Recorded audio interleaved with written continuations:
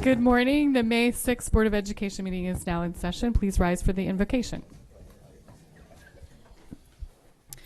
O God, we pray to administer that which is just in all educational policies, being ever mindful of your guidance, stir us to action with love, wisdom, and understanding.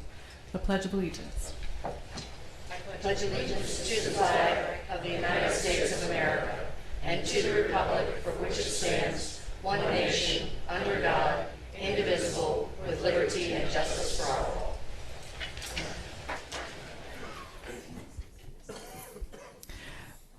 Item 2.03, approval of the minutes. Do I have a motion to approve the minutes? All those in favor? Motion passes 5-0-0. I should mention that Ms. Chaudhry is currently taking an AP exam, but will join us later if she can. And Mr. Webb is on travel today. Item 2.04, establish agenda order, and the agenda stands as published. Item 2.05, recognitions. We do not have any recognitions today. Item 2.06, educator of the month, Mrs. Birch. Thank you very much. A functional life skills program focuses on everyday skills for special education students. Personal social skills, hygiene, and independent life skills such as cooking and clothing care and work competencies. These skills are essential for special education students to learn because they provide the basis for independence and they facilitate transition into the real world. Learning life skills are best done by doing. Enter our Educator of the Month for May, a special education teacher who facilitates this entire process of learning by doing. Mary Ann Manning, special educator and lead teacher in the Functional Life Skills program at North County High School, coordinates and schedules the FLS program, which is no easy task. Not only is it a large program, it is extremely diverse due to the wide range of disabilities among students. Mary Ann is a leader. Her colleagues on the FLS team rely on her input when decisions need to be made about particular students. She is very organized, organized about her teaching, organized about the scheduling of students, and organized about the scheduling of teaching assistants to be on duty when students need the services that her program provides. Miss Manning is a real team player. She is consistently involved in programs throughout the school that supports the students, staff, and the community, such as the Thanksgiving Share, school custodial parties, and fundraisers. As the unified sports coach at North County, she puts forth amazing recruiting efforts and is very successful at it, going the whole 9 yards to accomplish her goal. She's most known for recruiting 2 busloads of students and staff with very little notice to participate in the polar bear plunge after she learned that North County was the only high school not represented in this annual chilly day on the bay. Mary Ann Manning, you are a leader, a team player, and a dedicated professional. You facilitate the goal of special education to gain as much independence and autonomy as possible, whether your student's disability is emotional, intellectual, physical, or a combination of 2 or more.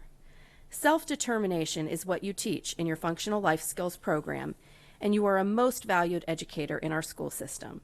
So, on behalf of the Board of Education and the entire special education and North County high school communities, we are honored to recognize you as Educator of the Month for May 2015. Congratulations, and please join me up front.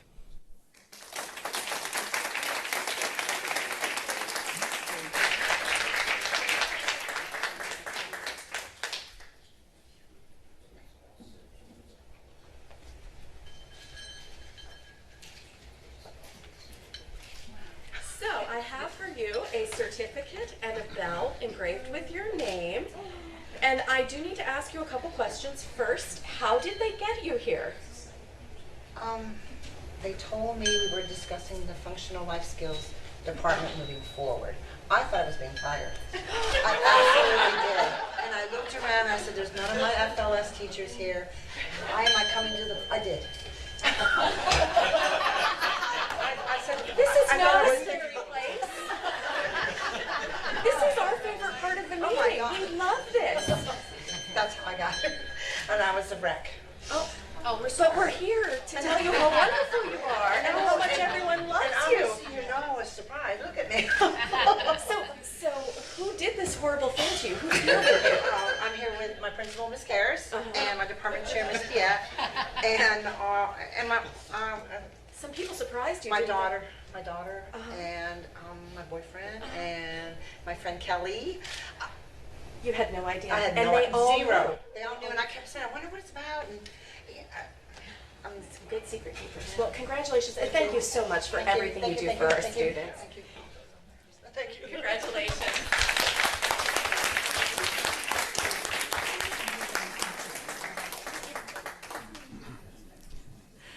We'll have all of you stay by for pictures after our break.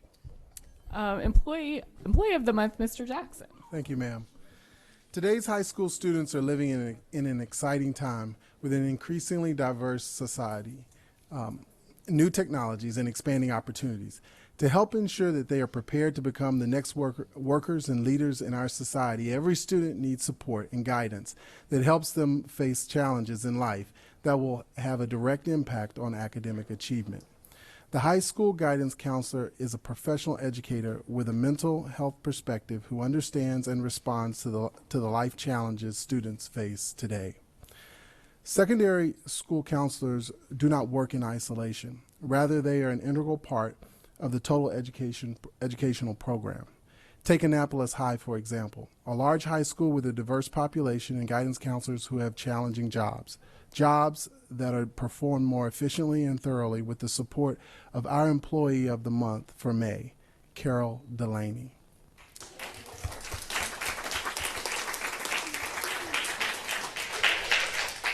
Ms. Delaney plays a huge role in the daily operation of the counseling office. She is willing to perform any tasks needed to support the school counselors, whether it is data collection, scheduling, individual student planning, or crisis intervention. She takes her counseling duties outside the walls of the counseling office in support of her avid interest in student athletics, working closely with coaches to ensure the students are succeeding academically and meeting the required grade point average.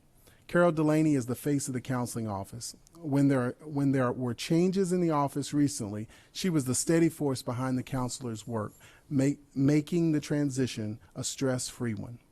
She goes out of her way to make sure that everyone's needs in the office are met. She handles all challenges with decorum, never showing any signs of annoyance or anger. Her work is above and beyond the call of duty at all times, and she works hard to make the guidance counselor's job a smooth one. The mission of Annapolis High School and an exceptionally diverse school community is to advance academic achievement and unity among our students through mutual respect, trust, and excellence in both teaching and learning.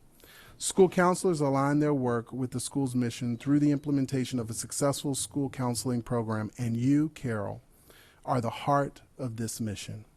So for these reasons and many more, the Board of Education is honored to recognize you Employee of the Month for May 2015. Congratulations. Please come forward.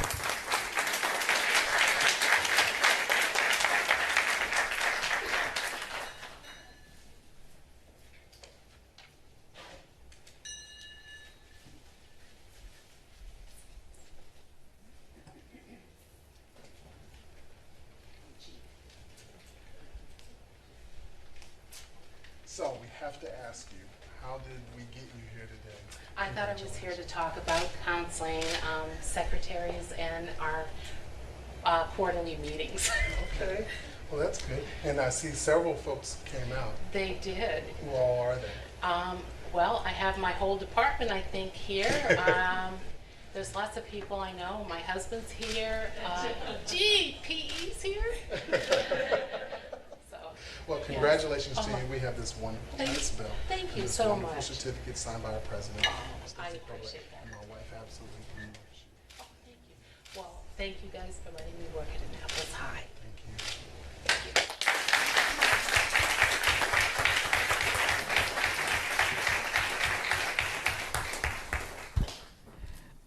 you. Item 2.08, Volunteer of the Month, Mrs. Nally. Many of our wonderful Anne Arundel County School volunteers contribute their time and talent on a regular basis. Today, the Board of Education is proud to honor one whose school volunteering has truly been her vocation at Broadneck Elementary School since 2004, Nicole Roberts. Who's Miss Nicole? Is she here? Right here. With endless energy and consistent professionalism, Nicole has served on just about every possible volunteer committee at Broadneck Elementary as possible. From hospitality to book fair to holiday shop year after year.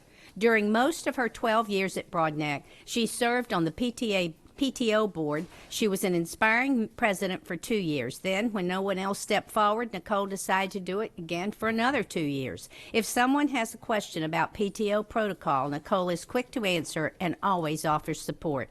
With unparalleled competence, Nicole brought high standards to the volunteer program as the volunteer coordinator for 3 years. She led the volunteer orientation program for well over 2,000 people during her tenure and developed an efficient method of pairing volunteers with appropriate committees. With her years of experience and attention to detail, it's naturally Nicole who coordinates volunteer schedules for yearly school events such as flu mist days, vision and hearing screenings, or picture days. This school year, in addition to her PTO president duties, Nicole Roberts oversaw the launching of a new PTO website and initiated 2 new Broadneck Elementary School events. First, the Hero Boys Run Club and the Race for Education, a 7-week program in which 3rd, 4th, and 5th grade boys were mentored by positive male role models to set goals, include participation in the culminating 5K race last November.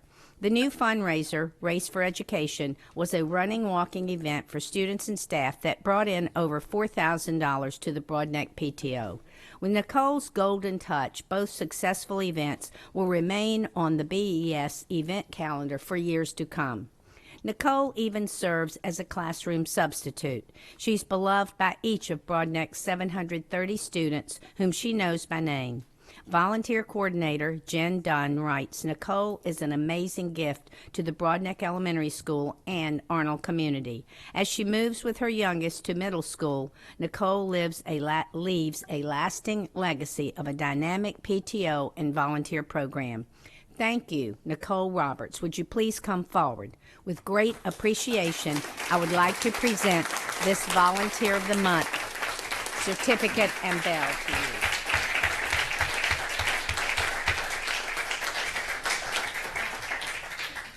Thank you so much. Let's come and stand over here. Well, first I want to find out how they got you here. Oh, well, they told me I was coming to talk about the Race for Education, which earned $44,000. Oh, wow. So I have to pray. Well, I want to thank you very much. Here is a certificate and a nice bell. Oh, thank And you. who do you have Boys. with you today? I have my children, and I hope my oldest missed a pre-calc test today, so I hope he'll be able to make that up. Oh, I'm sure you will. But I'm sure he's very Carlotta, you excited. make sure to make that up. He did get on the bus this morning. I'm sure he's very happy. I'll have to talk to his teacher about that.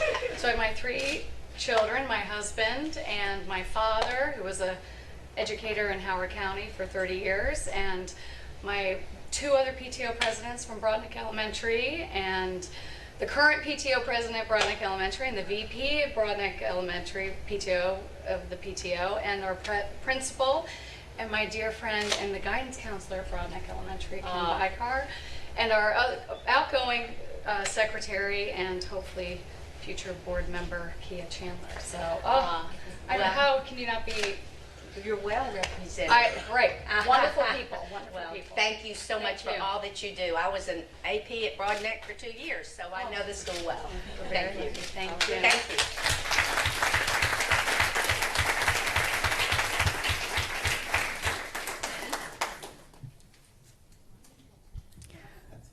Item 2.09, school and community highlights. Mrs. Ritchie. I hope this it makes you as happy as it made my granddaughter the other night wearing this. I'm going to wear it just for a moment. You'll notice I have a red nose, and this is to raise awareness for childhood poverty. It's an initiative that's being done through NBC, and I'm going to take it and just put it here because make it easier to understand. It's an initiative that's being run through the Comic Relief, but I thought it was apropos to wear today because one of the major ways that we can alleviate and address childhood poverty is through education. And right now we're in the middle of the Great Give. And so I would like to encourage those who maybe haven't had the opportunity yet to continue to give to the Great Give. We can, all the money that will be raised will go to one of the 5 initiatives that we support, and that's technology, early literacy, after school and summer opportunities, college and career readiness, and community and family outreach. I want to make sure people understand this is in addition. This is to augment, to enhance. It's not to replace. It won't buy us a teacher. It won't do things like that. What this will do is help to augment these opportunities and provide opportunities for those kids, those living in poverty and those living not within poverty. So.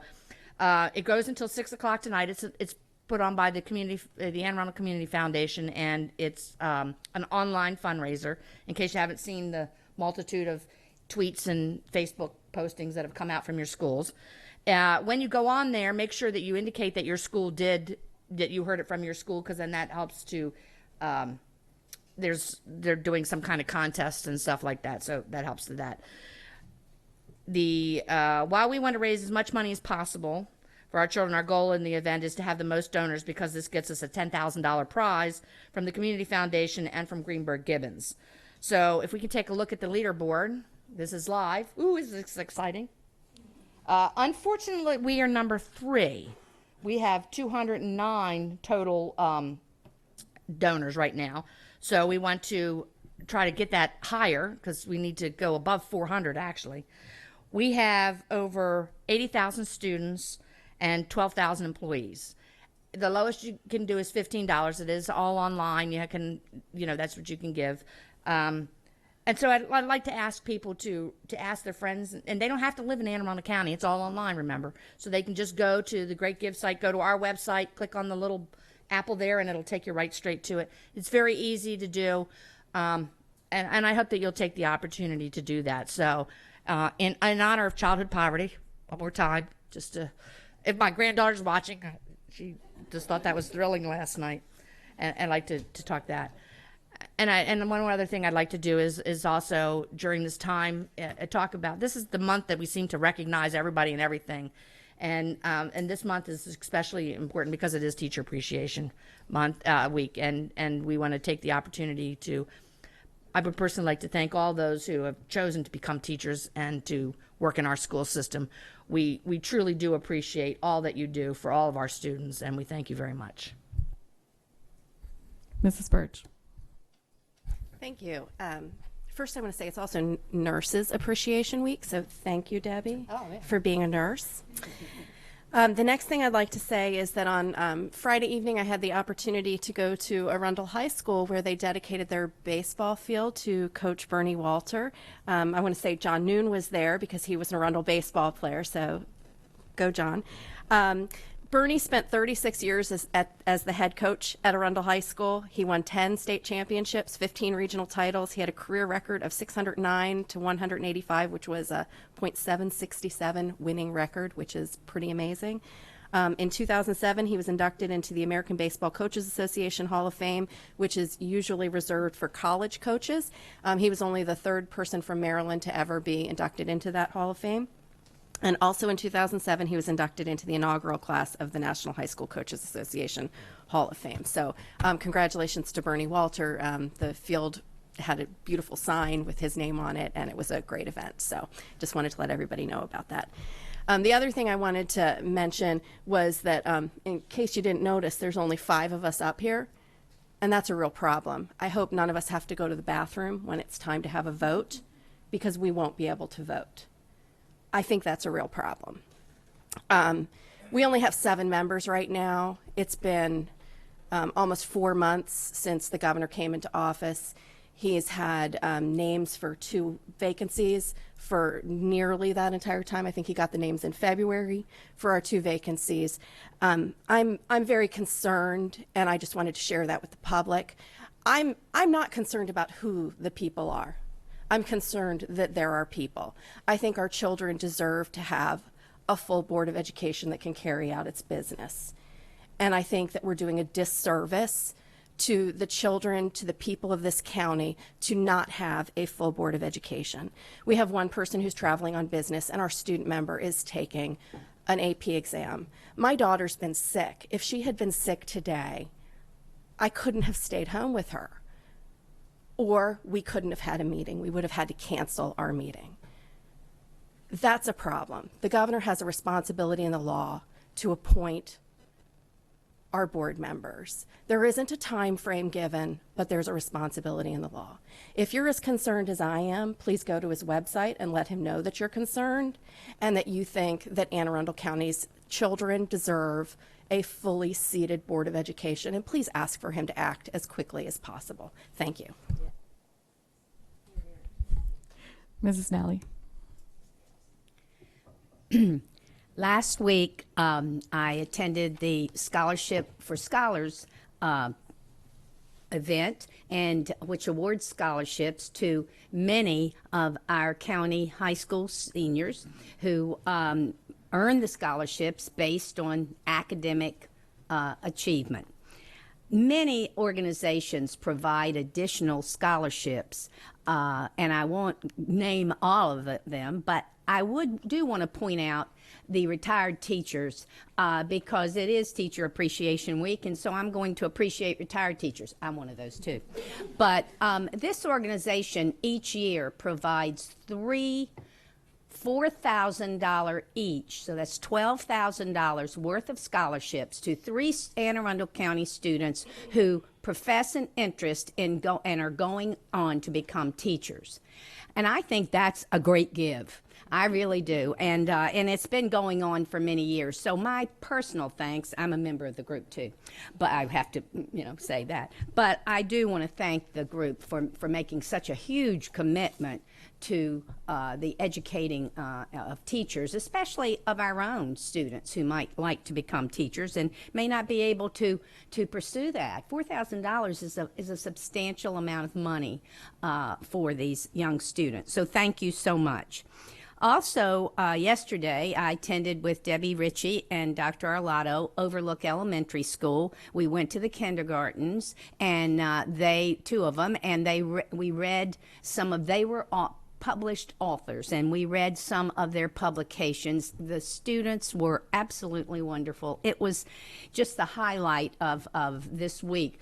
Not that the board meeting isn't, don't get me wrong, but it was really fun to go to that school and see those students light up when Dr. Orlando and Debbie Ritchie and I were reading their own published works. It was quite a joy. It's a wonderful school, so thank you very much. Debbie, did you wear your red nose yesterday too? No, I didn't. Okay. I asked one of the kindergarten teachers if I could, and she told me no. It was your daughter. That would be my daughter. Okay. Dr. Arlotto. Thank you. I do want to echo the time we had at Overlook yesterday. It was really fabulous. It was a great way for us to spend some time with the kids. They were delighted, and it was their school has focused on writing and a way of improving literacy through writing, and it is across all grade levels, beginning with kindergarten right up through the 5th grade, and so it was a really fun time. Likewise, after I left Overlook, I then went to Marley Middle School, and I spent 2 hours touring classrooms and watching instruction with one of their fabulous assistant principals, Jim Wisman. And we would debrief after we left each classroom. And as I went through, I asked, as I do as I visit schools, what is your focus for the school? In your school improvement plan, where do you really want the school to go? And he said they're spending a lot of their time in professional development and focusing on literacy and in particular building vocabulary for their students. And I assure you that in each one of the classrooms, and I think I visited 12, including an Avid classroom, the focus was really set on building vocabulary in lots of different ways, shapes, and forms. And so it was very dynamic lessons, and that was a good day spent at Marley Middle School. I was really proud of the work they're doing there. Last night, I got the opportunity to attend the Washington Post awards dinner and program for the principals of the year in the Washington metro area. Our very own Sandy Blondell, the principal at Park Elementary School, was our awardee. It was a fabulous evening. Many of us were there to her family and friends. Miss Gilbert and Miss Herbert and Mr. Liverman were all there present as well, and it was an exciting evening to honor Sandy Blondell and the great work she's done at Park Elementary School. Thank you. And I just had a couple of updates. I had an opportunity on Friday to go to our county executive's budget presentation, which you all will hear about shortly. And on Monday, I went to my first Annapolis Education Commission meeting, and it was just really wonderful to spend an hour and a half with the folks from the Annapolis area, the community members and the school administrators, learning about some of the issues going on and sharing what we have going on in the Annapolis area as well. And lastly, I would like to echo what Debbie and Teresa said and just thank everyone who has chosen to serve AACPS as either a teacher or a nurse. We really appreciate you.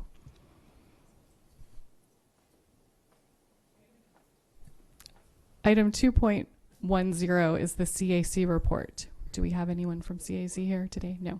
Okay. Then it is time to take a break, to take some pictures of the Educator, Employee, and Volunteer of the Month, and we'll come back for public comment.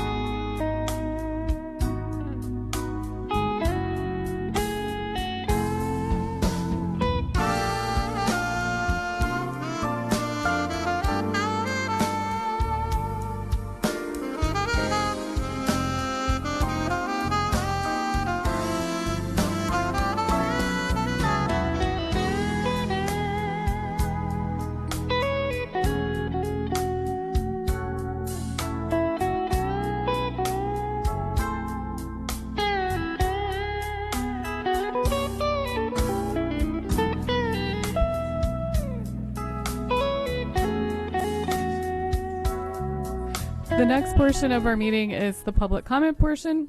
Anyone wishing to speak on an item not on today's agenda may offer testimony during this public comment portion of the meeting. Speakers will be allotted 3 minutes each. The board asks that comments remain civil and appropriate for the various audiences that may be watching or viewing this meeting.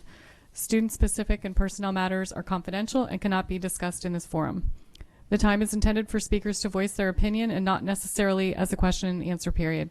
Speakers may pose questions, but answers will be counted toward the 3-minute allotment. For the record, please give your name before speaking, and handouts should be given to the board assistant. I don't have any completed cards today. Is there anyone in the audience who wishes to address the board at this time? Okay.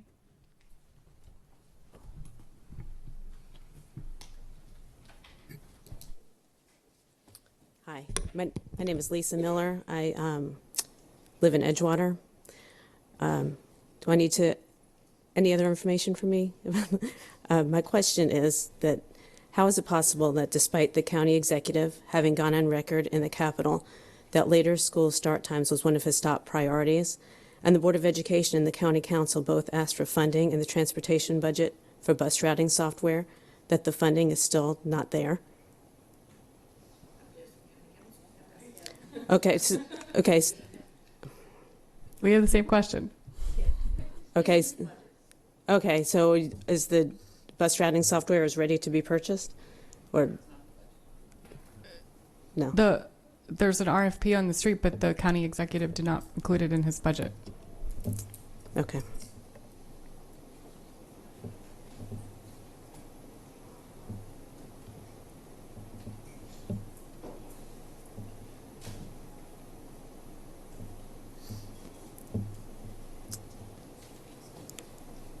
Okay, thank you.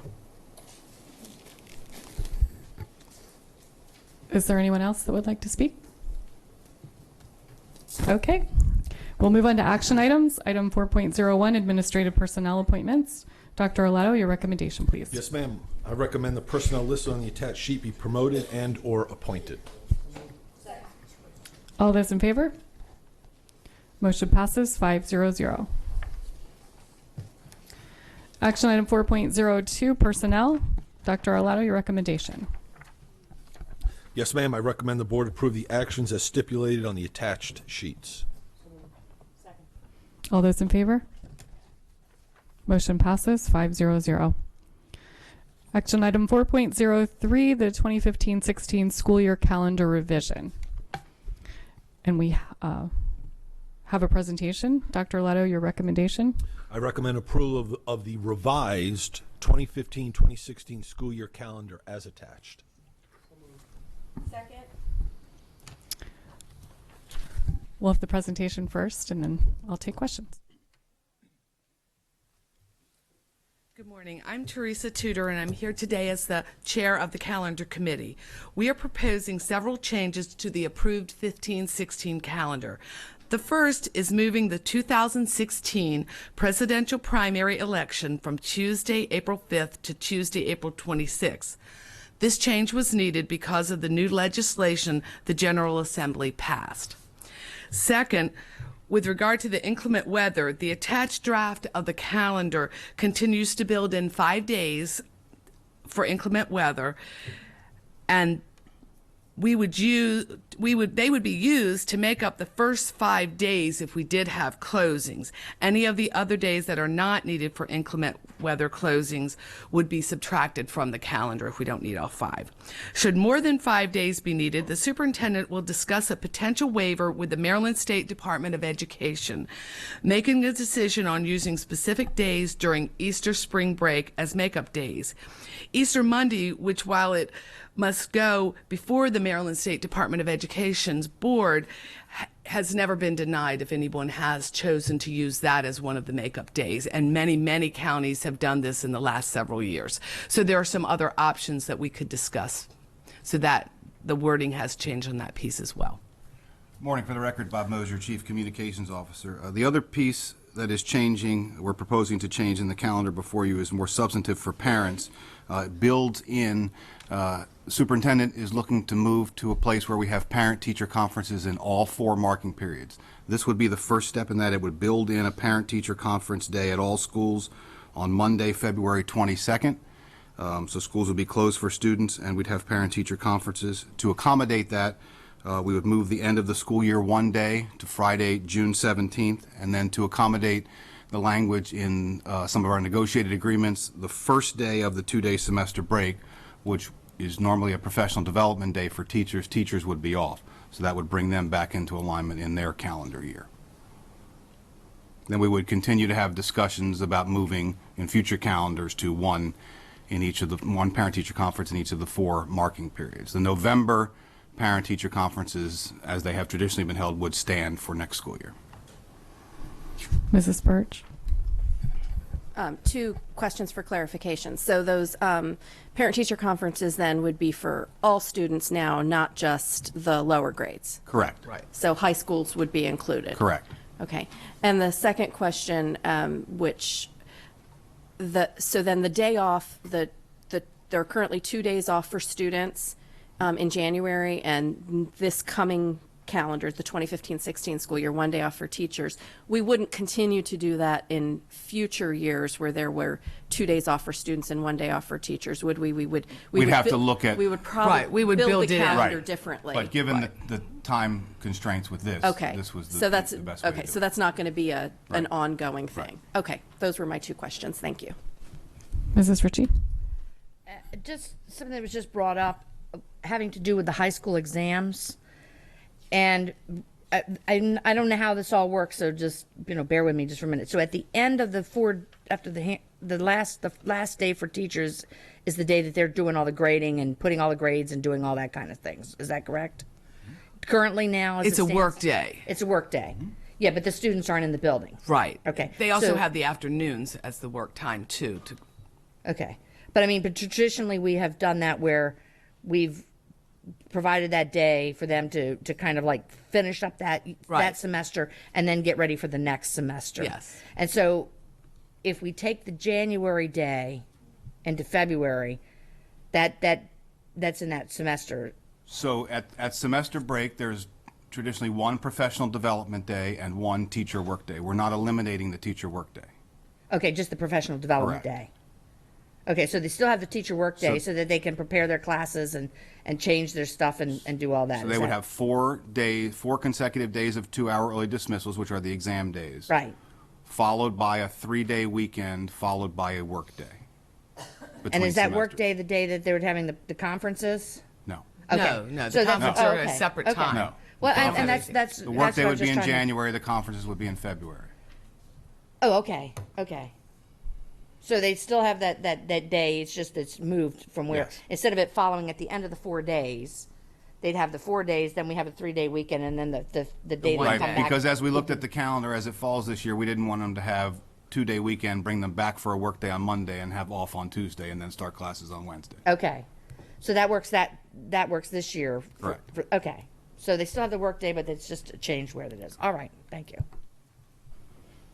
Yeah, I had a similar question.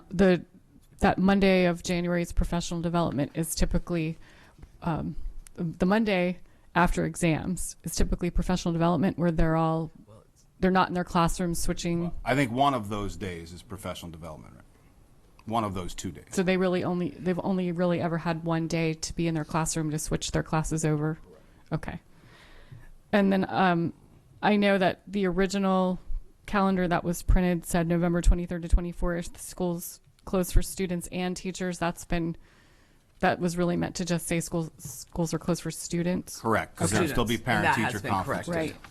And did this go before the calendar committee? Go back to them? Well, when the changes were made before we came here, we sent it to the calendar committee. We did not bring them in again. We sent it out and asked for any input.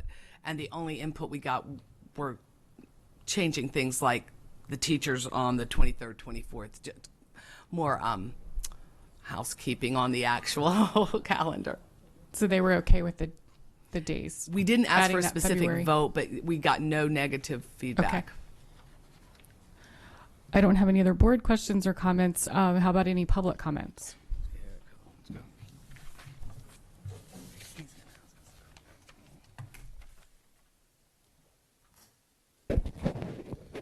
Good morning.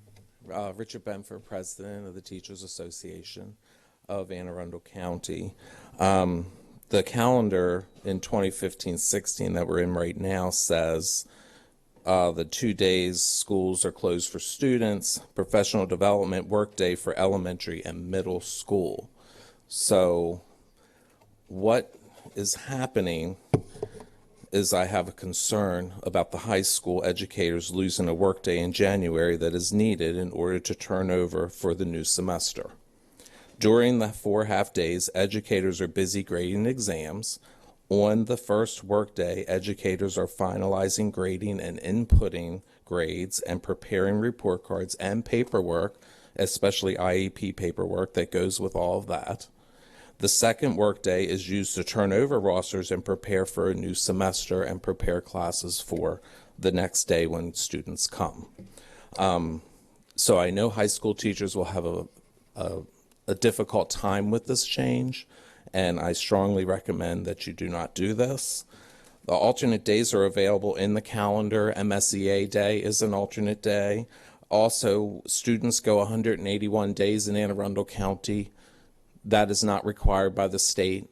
So you have a 181st student day that could be used for this purpose, which is a great idea, but I don't think it should be done this way. Thanks. Mrs. Birch. I have a question for Mr. Benfer. The reason we added that 181st day was so that we could get teachers to go to high school graduations. There's really no other way to get them to go unless it's a work day. Do you have another alternative to convince them to go to their students' high school graduations unless it's a requirement because it's a work day? Well, if you have your graduations during the student day when teachers are there, then you would have teachers attending graduation. Right, but that's why we had to add an extra school day so that high schools were still in session for 180 days and we could cancel the 181st day in high schools.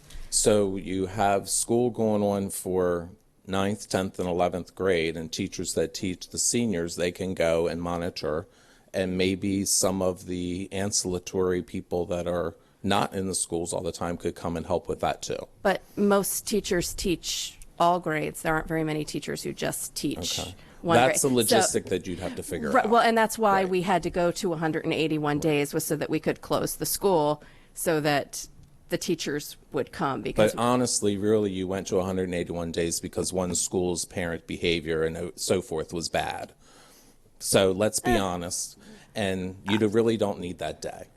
I think we do. So, Mrs. Ritchie. And then the other problem is unfortunately the MSEA day is in the first semester, and we need it for the second semester. And I know that there have been parents who have been calling for they want to have a second back to school night. And granted, I'm fully aware, having gone to back to school nights, that elementary you can't get in the door, and in high school you basically are like the lone parent walking down the hallway, and I fully understand that. But the point is that if we need to start changing the culture, and people had wanted a second time for them to meet their second semester teachers because they didn't have that opportunity. And so the first back to school night you could go and meet your teachers, but in the second semester, second marking period, the second semester you couldn't meet your teachers unless you made a special appointment to do that. So I think there has to be a little give and take on both sides. And my concern was that I thought they were losing a day, but actually the day is being moved to another day. So they still have that one day. And they have a 2-hour early dismissal. So they have, no, I didn't miss the point. They still have 4 hours. They have 2 hours after school each day because the students are out. So that's there. And plus they have that extra day. And then the other question is, there are other counties that don't even give them this day. Is that correct? I believe I'd asked that question before. We talked about this before. There's other counties that don't give this day. We've chosen to give this day to help them, but there's other counties that don't. Okay, if I may. High school teachers, particularly English teachers, are giving very long exams. I know as an elementary teacher reading 33 essays on a weekend for 5 hours, that it takes a long time to do these things. We are already under huge constraints and workload. Let's add some more. This is a huge problem for us. You want to add more and more on? we keep doing more and more with less and less and less, this is going to be another straw that breaks the camel's back. I'm just giving you the message. You're going to hear it from them later when this happens. Why do something that's going to be detrimental to a workforce that's already so heavily burdened by so much workload and not enough time to get stuff done as it is? That's all I'm saying. So, it's up to you all. But I really strongly recommend that you do not do this. Thank you. Richard, before you sit down, I just want to clarify to make sure that I understood you correctly. The 19th through 22nd, the half days of January. Right. I'm a high school teacher. I give an exam. I have those exams to grade in those 2 to 4 hours after school. Right. And then the next day I roll in and I give another exam. I have another pile, et cetera, Right. and so forth. And the first pile is still kind of there because you probably didn't finish Right, everything. especially as an English teacher. I Right. know it takes about 10 to 15 minutes per essay Yeah. to grade. So the 22nd after school, they wouldn't be moving their classrooms. They'd be grading the exams from that Friday. Okay. They wouldn't have any time those 4 days in January to be getting their classroom changed for the next semester because they'd be grading exams, Right. is what you're saying. Exactly. And high school teachers used to have 2 days to get their classroom together, while Right. the middle and elementary school teachers were at One. professional development. Right. Okay. Mr. Jackson. So, yes, give me again some recommendations that you would have on fixing this then. Well, we've been saying the 181st student day is a good place where you could do this. MSEA day, but I understand it's not in the same semester. I don't know how that works. Honestly, I don't know where else it could come from. I just know that it would be detrimental to educators when they're trying to get work done and get started in a new semester. Mrs. Birch. I just I checked just- I two don't wanna other debate it. calendars. Perhaps we could find out from Montgomery County and Howard County. Montgomery County has 1 day at their semester break, and Howard County has no days off for students at semester break. Perhaps we could find out from their teachers how they handle grading and switching their classrooms at semester break, so that we could get some ideas for our teachers to help them handle that. Because apparently they don't have an issue with it. So perhaps we could ask for some guidance so that our teachers don't struggle with it. Mrs. Ritchie. The problem with 181 days is I don't need to know who my teacher is at the end of 180 days. I already, so that's an issue. And I understand what they're saying, but I also understand that there's other school systems that don't even have that, and we give 2 days for that. So I think that it is a workload issue. It is a concern, and hopefully we can work to make that happen. But at the same time, I know that for many years, parents have been asking for the ability to meet their second semester teachers, and they haven't had that ability. And so here's an opportunity that, we want parents involved in schools, but only sort of like when we say it's okay. And that's not okay, especially in high school. I mean, you've got to really get kids and parents involved. If we're talking about the achievement gap, if we're talking about graduation rates, if we're talking about making sure parents are involved, and yes, I know the argument is, well, those parents aren't going to be the ones that necessarily show up. But you know what? They might be. And we have to start changing the culture. And the culture is, we need you to be involved, and we need you to know what's going on. No, not just in September, but in February and in January and in March and all those other times in between. So I fully understand that we're asking teachers to take one of those days away and consolidate. And I understand that. But at the same time, I also understand that we will never close the achievement gap if we do not start doing things differently. And if we do not start actively involving those people in our community who will help us to make that happen. And so I fully sympathize with the fact that that's happening. But at the same time, I understand we have to start doing something differently. Mrs. Birch. One more final thought, just on, not so much on the calendar, but on the whole moving to 4 conferences.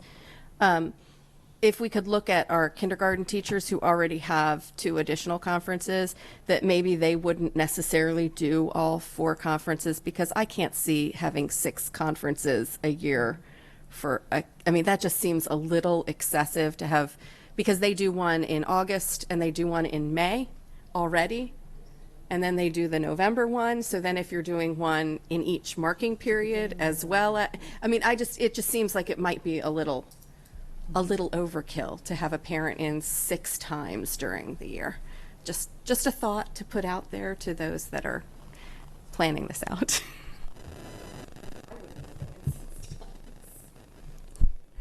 If we took away the 181st day, then schools would end on June 16th for middle and elementary, but we'd still have to have the high school students going till the 17th, correct? Because they're closed for graduation day. So that option would be very confusing, maybe. Yes. Right. All right. There's no more comments, so we have a motion on the floor that's been properly made and seconded. All those in favor? The motion passes 5-0-0. I would like to add that I liked Teresa's idea that we look into Montgomery and Howard, how the teachers are handling the switch and the transition. Item 4.04 is an information to action item. Food nutrition services pricing for the school year 2015-16. Do I have a motion to move this from information to action? Second. All those in favor? We now have an action item. Dr. Arlato, your recommendation. Yes, ma'am. I recommend no increase in the food and nutrition services pricing for the school year 2015-2016. Mrs. Ritchie. This has nothing to do with the pricing. I just wanted to publicly say again, there's a lot of angst about our food and about how bad it is, and that we're making all these fat children with our horrible food in the cafeteria. And so I would challenge anybody who believes that our food is not nutritionally sound and isn't tasty to take the opportunity to join their child for lunch one day and have a meal that they're having in the cafeteria. You can have all the fruits and vegetables you want, so that's a plus. Maybe you'll get there on a day when they're having orange chicken. That would be be great too. And it's about perception. When I first came on this board, my key line was perception is reality, and as I come to the end of my 5 years, I find that that's still an apropos thing. Perception is reality. I can tell you that food probably wasn't really the best when I was partaking of some of those meals, but it wasn't because they didn't try to make it good. It was because it's institutional food, and that sometimes happens. But I believe that our Nutrition and Food Service has done an excellent job in trying to provide an opportunity for a variety of food and a variety of taste. And so I would, and for, $3, you can't beat that, really. I'm telling you, it's a good, and I had that because the first school visit we went on, they said, you're going to have lunch. And I thought, oh my God, I better eat a big breakfast because I ain't eating this. And it was really very good. It really was very tasty. And I mean, the rice that they had was really good. That went with the chicken. I mean, it was delicious.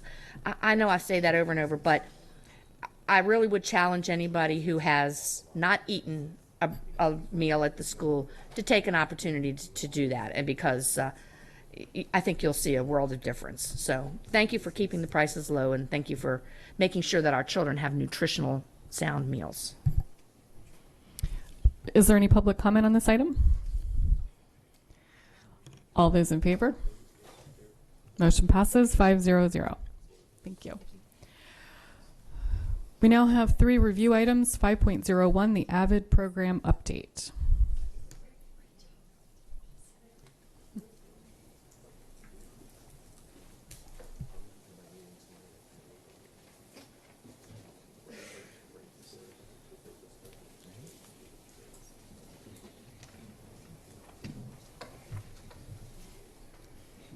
Okay, now hopefully we can change the air in the room and make it a little more light, because we have fabulous news. Good morning, members of the board. My name is Jen Lombardi. I'm coordinator of AVID for Anne Arundel County Public School. The AVID office is here today to share how our AVID program is advancing and embracing the mission of Anne Arundel County Public Schools and moving the vision of the superintendent forward.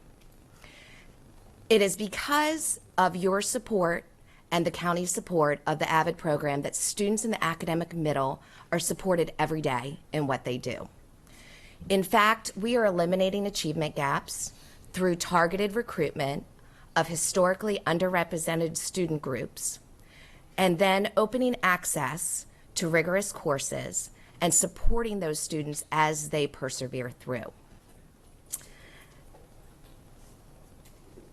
Every AVID site is preparing students to be college ready, and they're doing this by taking students who are not academically independent and moving them towards independence and self-sufficiency in the learning process. AVID seniors leave Anne Arundel County Public Schools prepared for college. They're ready to think and read critically, question for understanding, collaborate for a common goal, and persevere for success. You might say, how do you know this? What is your evidence? Well, we have evidence. Last year, 88% of our AVID seniors had taken an AP course and sat for the exam, with no disparities amongst student groups. This is up since our first graduating class in 2007. It was 36%. We make continual growth. We are continuing to strive for 100% because it's for every child. We work towards refining our support systems because there are gaps in the exam scores for some of our student groups, and we recognize that, and we are continuing to work on what support systems are needed to move all students to achieving at high levels. Our AVID students earn scholarship and grant money to make their college dream a reality. Last year, 365 AVID seniors earned $11.3 million, up $5 million from the year before. So far this year, we have 505 AVID seniors, two of which are sitting right next to me, and they have earned more than $17 million in scholarships, and we have a month to go. Once in college, our AVID seniors persevere as successful AVID students. How do we know this? Our 2010 graduating class of AVID seniors, 77% of them enrolled in a 4 or a 2-year university the following year. Of that 77%, 88% of them continued for a second year of college. That persistence data is amazing. There were no gaps between student groups, and actually our Hispanic group was 100% that continued to the following year. The third year for that same group, 72% continued. There were some disparities for Hispanic and socioeconomically disadvantaged students, and the AVID office is looking into what resiliency strategies can we help support students so they have a third-year plan. But the third-year plan could have been, I finished my 2 years nursing degree at Anne Arundel Community College, I'm going to work for this hospital, and they are going to pay for my continued education. So we really have to look at what are the individual student needs and how, because we might not need to be doing anything differently. The two AVID seniors sitting next to me are going to do great things for Anne Arundel County and for our world around us.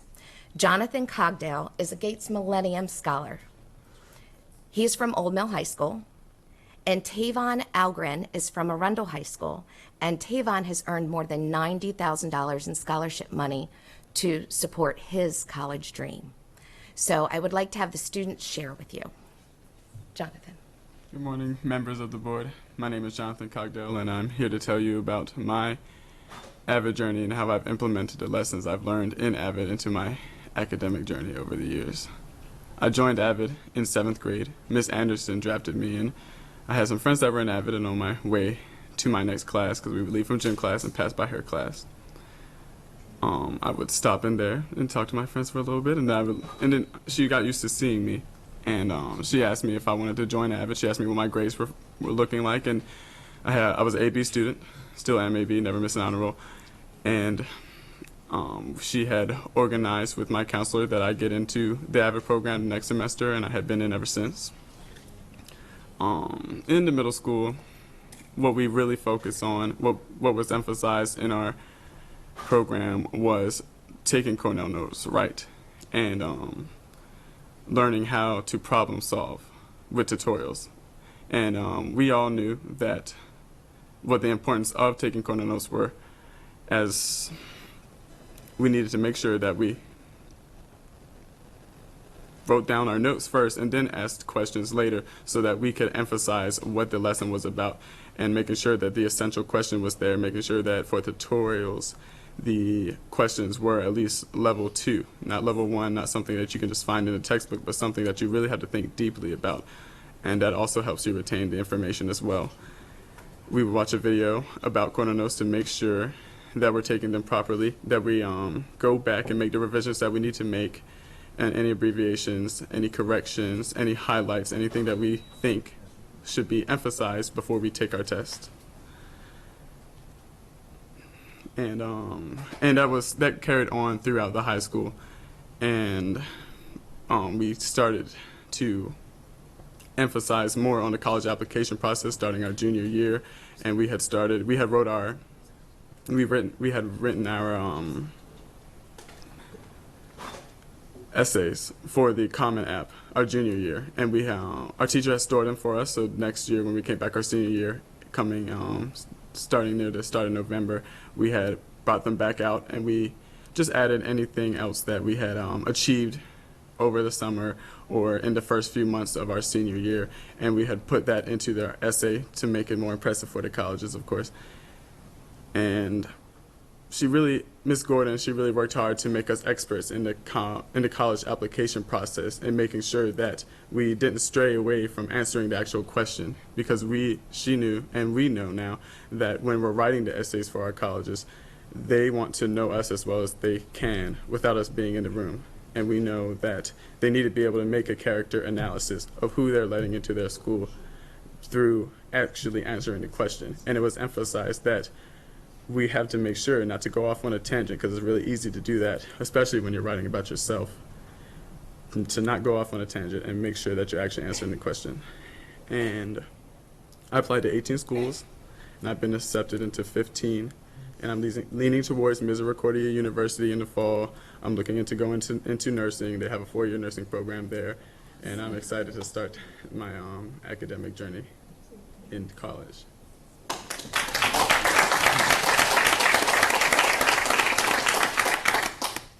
There's one more thing.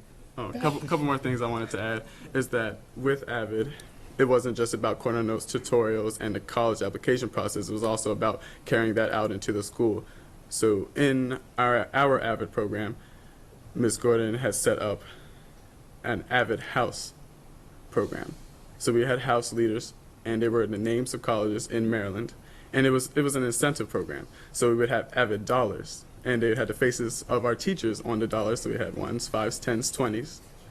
And I was one of the leaders for Howard House. We came in second, unfortunately. Salisbury won.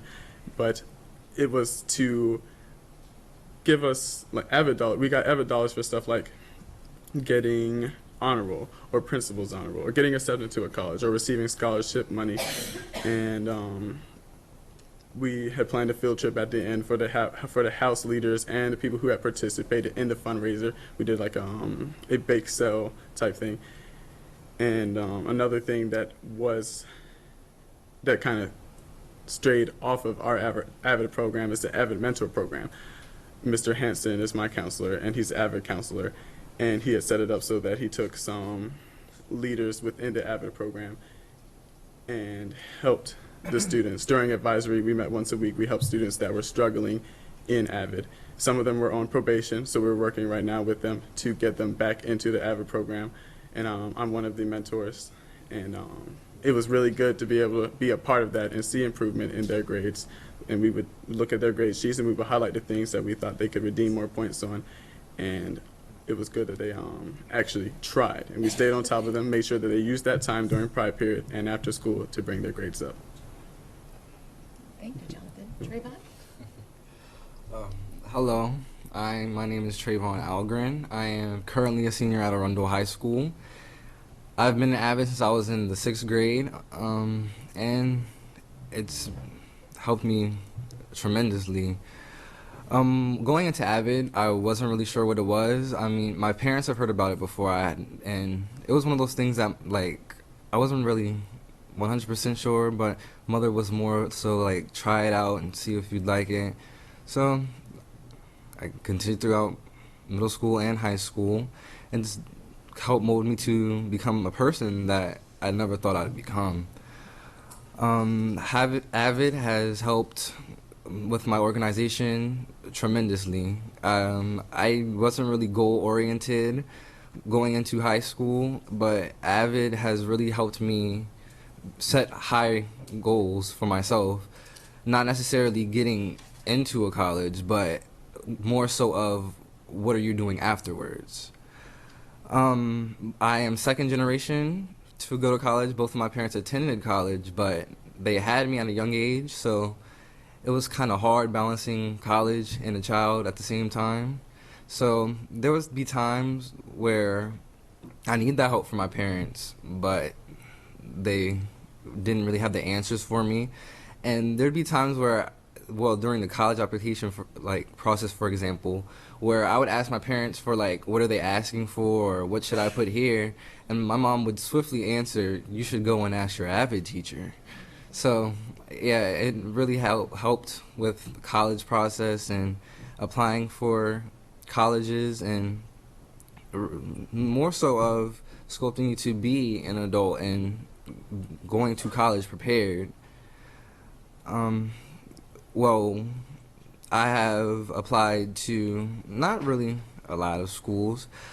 I applied to the Culinary Institute of America in Hyde Park, New York, and I got accepted there. They're offering me $5,000 yearly to attend their school, and that was my first choice. I was also offered $60,000 by Johnson & Wales University to attend their school, but again, the Culinary Institute is my first choice. I have dreams of becoming an executive chef one day, and I think Avid will help me further those skills and actually help me achieve my goals that I've set for myself way down the line. I think I set that goal when I was in the 9th grade. When we would research schools in Avid, we do that all the time. We would research colleges, and I didn't really know what college I wanted to go to. And they had college visits, college tours. There's been schools that I kind of liked and I could see myself going to, but I think the Culinary Institute is definitely where I belong, and I am ecstatic to attend them. So, yeah. Thank you. No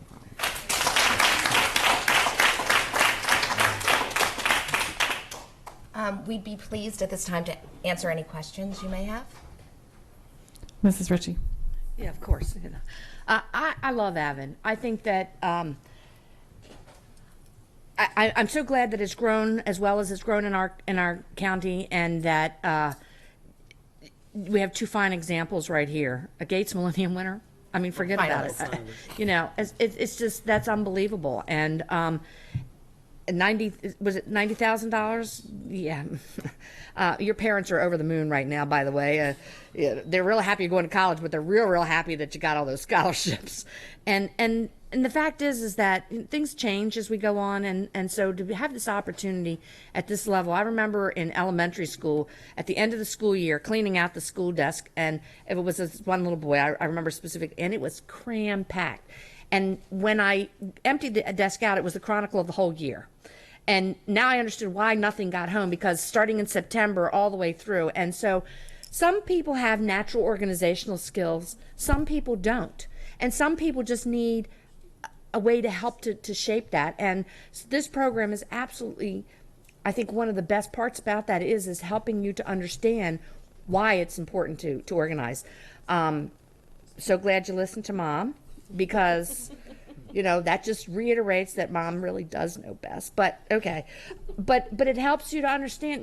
So you're able to take an opportunity and to do that, and the leadership that you have learned, whether you realized it or not, it is really going to serve you well as a nurse, because that you need to have a lot of good leadership skills in that opportunity. It's not real fun when you got somebody coding on the floor and everybody's going, what do we should do here? Nobody steps, Yeah, that'd be a problem. Okay, been there, done that.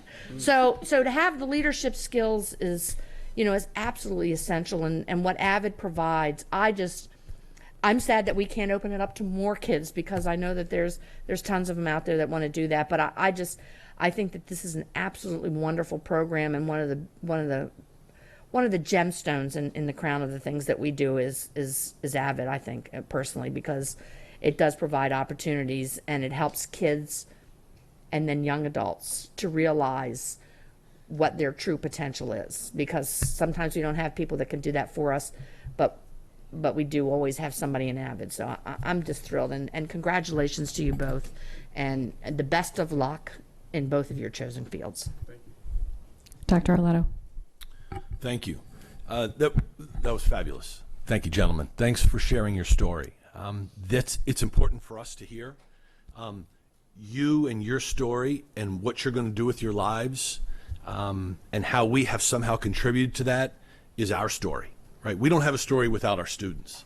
And the fact that you come out here in public and share that with others as the years go on. And we had a young man here 2 weeks ago that shared part of his story as a graduate of Chesapeake High School, and then he went on to UMBC, and now he's going off to get his PhD at Cal Berkeley. That's really cool for us, right? This is a big deal for us in all aspects of the school system. 10,000 employees, our focus is you. And so when we can hear the stories about what, in some way, shape, or form, we've contributed to where you're headed in life, that's a huge reward for us. So I thank you. I thank Ms. Lombardi for her continued focus and efforts. Jonathan, Trayvon, I wish you truly the best. Trayvon, just some advice, heading off to CIA up in Hyde Park. Dress warm. My son is a freshman at Bard, which is just north on the Hudson, just north of Hyde Park, and he learned that the hard way. So bundle up, but it's a fabulous place. It's a beautiful campus. And every time we go up in the past year to visit our son at Bard, we try and make reservations at one of the 3 restaurants, and they're always full at CIA. My wife and I have not been able to eat there yet. So now that you're there, you're going to hook us up. You're going to hook us up. You're going to get us into one of the restaurants. I'll find you. Congratulations to both of you. Thank you. Thank you so much. Mr. Jackson. Thank you, ma'am. To both of you, thanks for sharing your story again. And to Ms. Lombardi, I just had a couple of questions that if you could maybe follow up with respect to the scholarships that you talked about, 11 million for last year, 17 million already, with still some time left for this year. Where are we seeing those across the AVID program, across the district? And you don't necessarily have to answer that now, but we've got AVID programs all across our district. Where are we seeing those numbers come in that make up that 11 or that 17 million? So you're asking me what the 12 different high schools, Yes, how ma'am. it's dispersed? Right. And for example, at Old Mill High School, they have 4 million.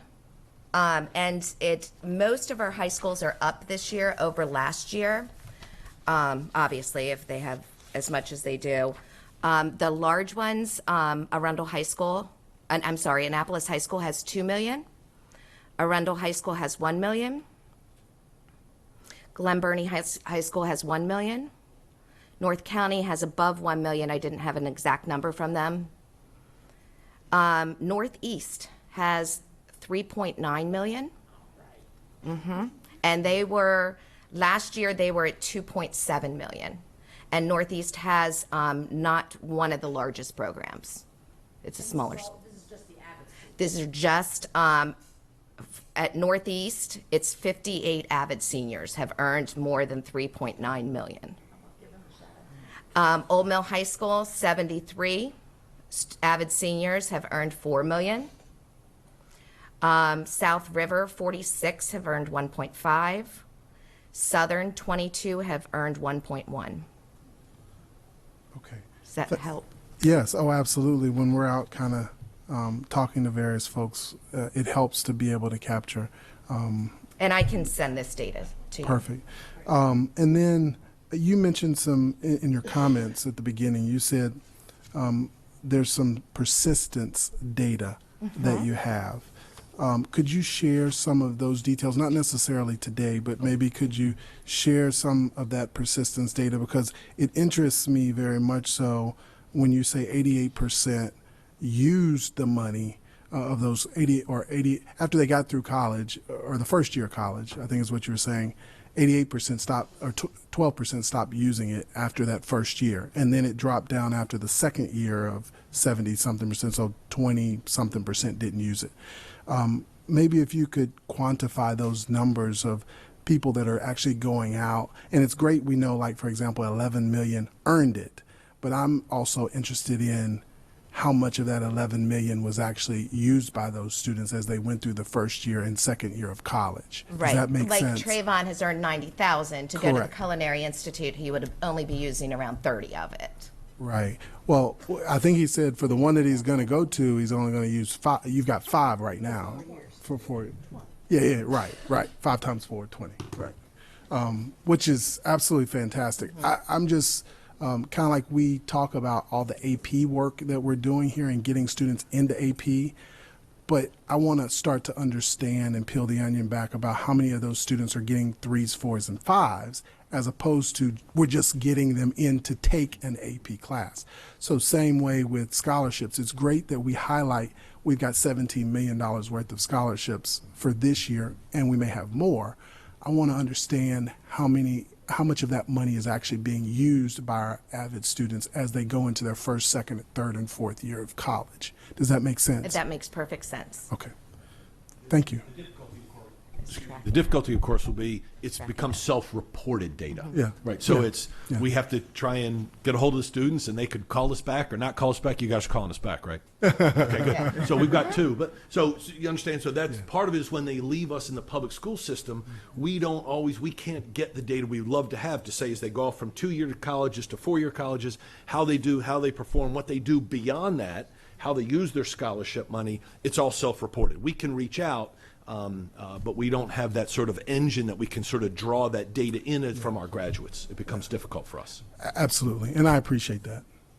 Thank you very, very much. Jonathan, when you come back, or you finish nursing school, if you come back to Anne Arundel Medical Center, let us know so we know we're in good hands. We know which hospital to go to, or Baltimore Medical Center, or the VA, where Debbie, go work with Debbie. I can work there. Just let us know where to go to get care. And For sure. Trayvon, when you've got a restaurant, when you're the executive chef, we want to know so we can come patronize it. Of course. And I just wanted to encourage you both. A lot of people don't know this, but there is sort of an AVID program in college. It's called FYE, First Year Experience. So when you get that course catalog and you have to sign up for your classes for your freshman year, if you see anything that says FYE, that's like AVID, college level AVID. And you guys are probably well prepared, but you might make really good mentors to the kids that are in there that need that program and who might not have had the opportunity to have AVID in high school. So I just want to encourage you to look for that FYE. Definitely All right. something I'll be looking at. All right, thank you. Thank you. Is there any public comment on the AVID presentation?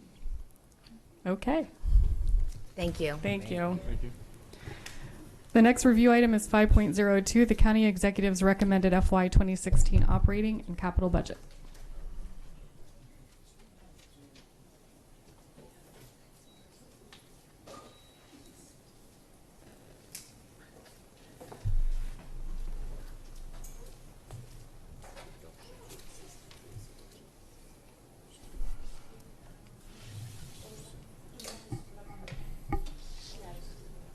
Yeah.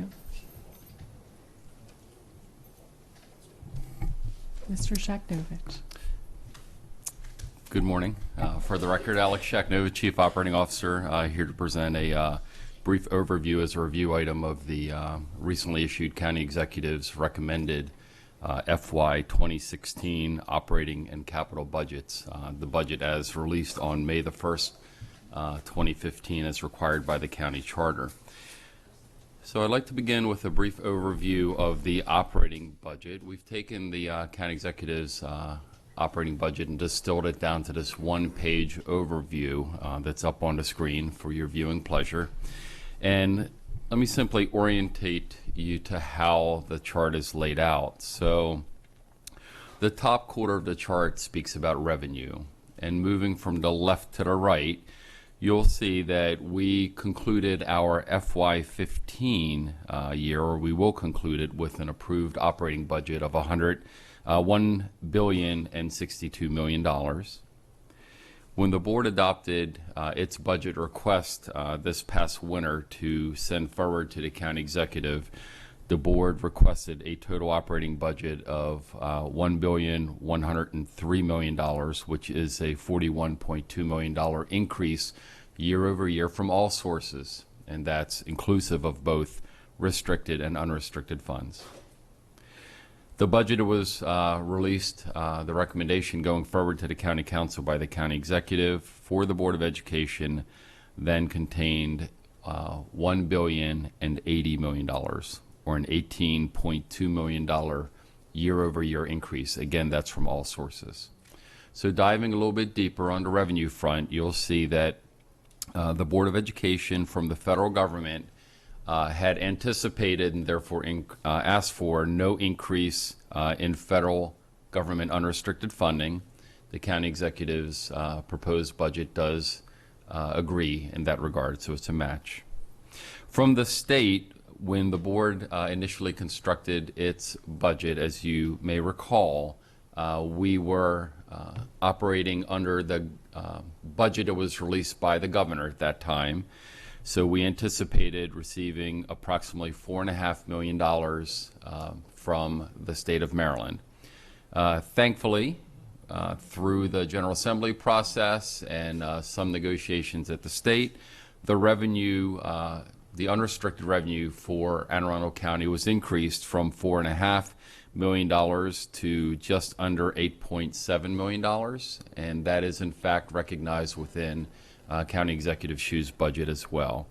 Now, what is absent, as everyone does know, is there still is that lingering question over the other half, the 58%, I'm sorry, the $4.8 million, the other 50% of the GCI. That is undetermined, and therefore it is not contained here. If, in fact, that came to fruition, we've had some discussions with our partners in county government.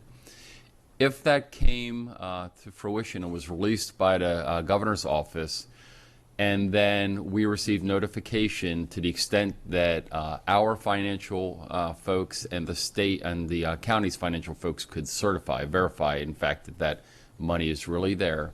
If that was to occur between now and the 12th of June, when the county has to conclude its budget proceedings, we will work with the county government to recognize that additional revenue.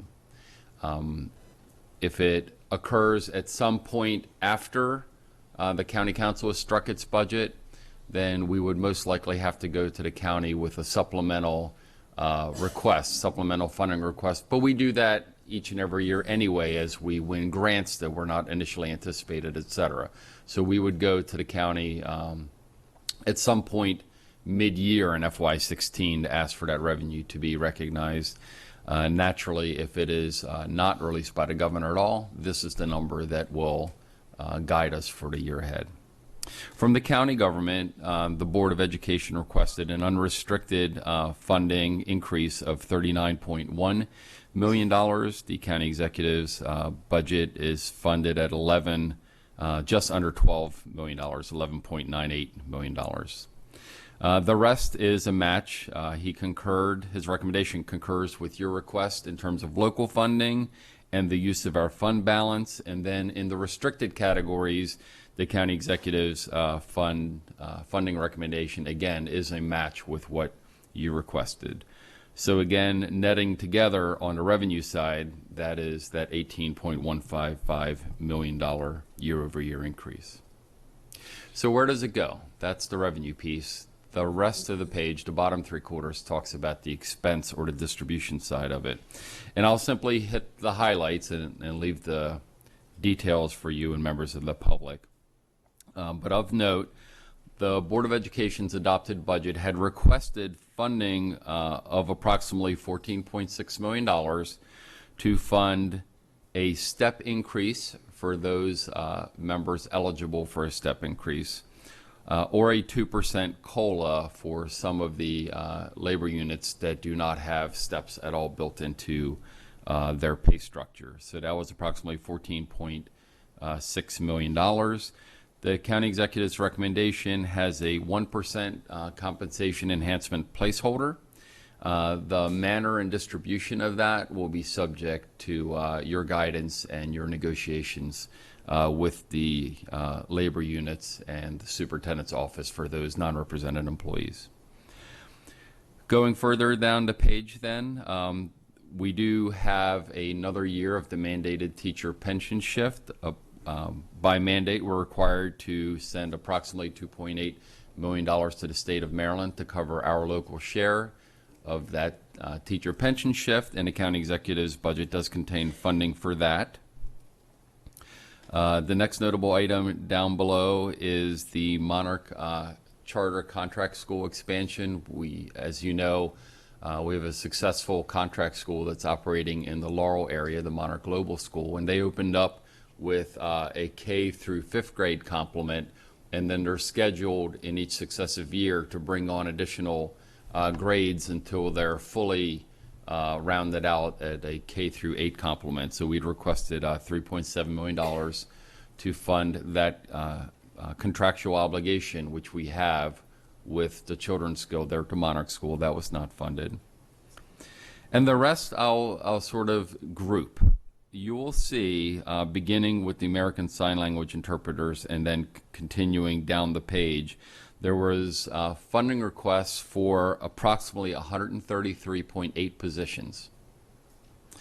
And rather than the county executive picking and choosing which specific programmatic categories to fund or not to fund, the strategy that was taken was to go ahead and convert the remaining money, the difference between the maintenance of effort budget and what was already essentially spoken for, and allow the support of 69 and a half full-time equivalent positions, and then the distribution of those, the programmatic distribution of those, so whether they were to go to pre-K or whether they were going to go to PYP or whether they were going to go to one of the biomedical STEM, etc.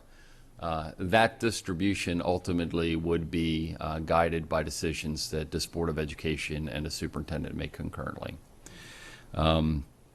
There are 14 of those 69.5 positions are revenue neutral. As you recall, the American Sign Language interpreters and the non-public positions, there are no cost implications for those, so that's simply a swap of contractual positions for Board of Education employees. But the remaining 55.5 positions are in fact new FTEs that can be distributed as the Board of Education and superintendent see fit. The only other notable item of interest is there, you'll see a $750,000 line item. The county government has had a capital project in place to continue the expansion of their wide area network and to expand the number and the throughput on that network, of which we benefit, as do the libraries, the schools, the fire departments, the police stations, all county government facilities. So this will certainly help the county and therefore help the county help us continue with our access to wide area networks. The bottom element is simply, again, a match in the restricted category. So they were a dollar for dollar match, no change. So in summation, the Board of Education requested in totality a year-over-year 3.88% increase. The budget that's been recommended by the county executive would fund a 1.71% increase. And with that, I conclude my remarks as they relate to the operating budget. And if you're so inclined, Madam President, maybe we could discuss that and then set the operating budget aside, and then I'll resume with a brief overview of the capital budget. Mrs. Birch. Thank you. To say that I'm disappointed in the county executive's budget would be a bit of an understatement. The county has provided us this year with $59 over maintenance of effort. Let me just explain what that means. We've gotten the exact same amount of money per student for the last 7 years. My son was in kindergarten then. We're spending the same amount of money from the county to educate our students for as long as my son has been in our school system. I can guarantee you that it doesn't cost the same amount to support my child as it did when he was in kindergarten. I can also tell you that it doesn't cost the same amount of money to educate my child as it did when he was in kindergarten. But our county government believes that it costs the same amount of money to educate a child today as it did when my child was in kindergarten, and he is in 7th grade now. So while the total amount of dollars have increased, that's only because our number of students have increased. There's been increased funding for the increased number of students. That increased funding doesn't allow for teacher raises. It doesn't allow for improved programs. It essentially is just to pay for the increased number of students over the last number of years. The reason we've been able to do any of those things is because we figured out how to save money, how to make do with less, how to do more with what we have. This year is no different. Don't be fooled. The county executive's budget outlines where the money should be spent, in one part with a 1% for salary increase. But again, that's at the expense of the additional resources that our additional students need.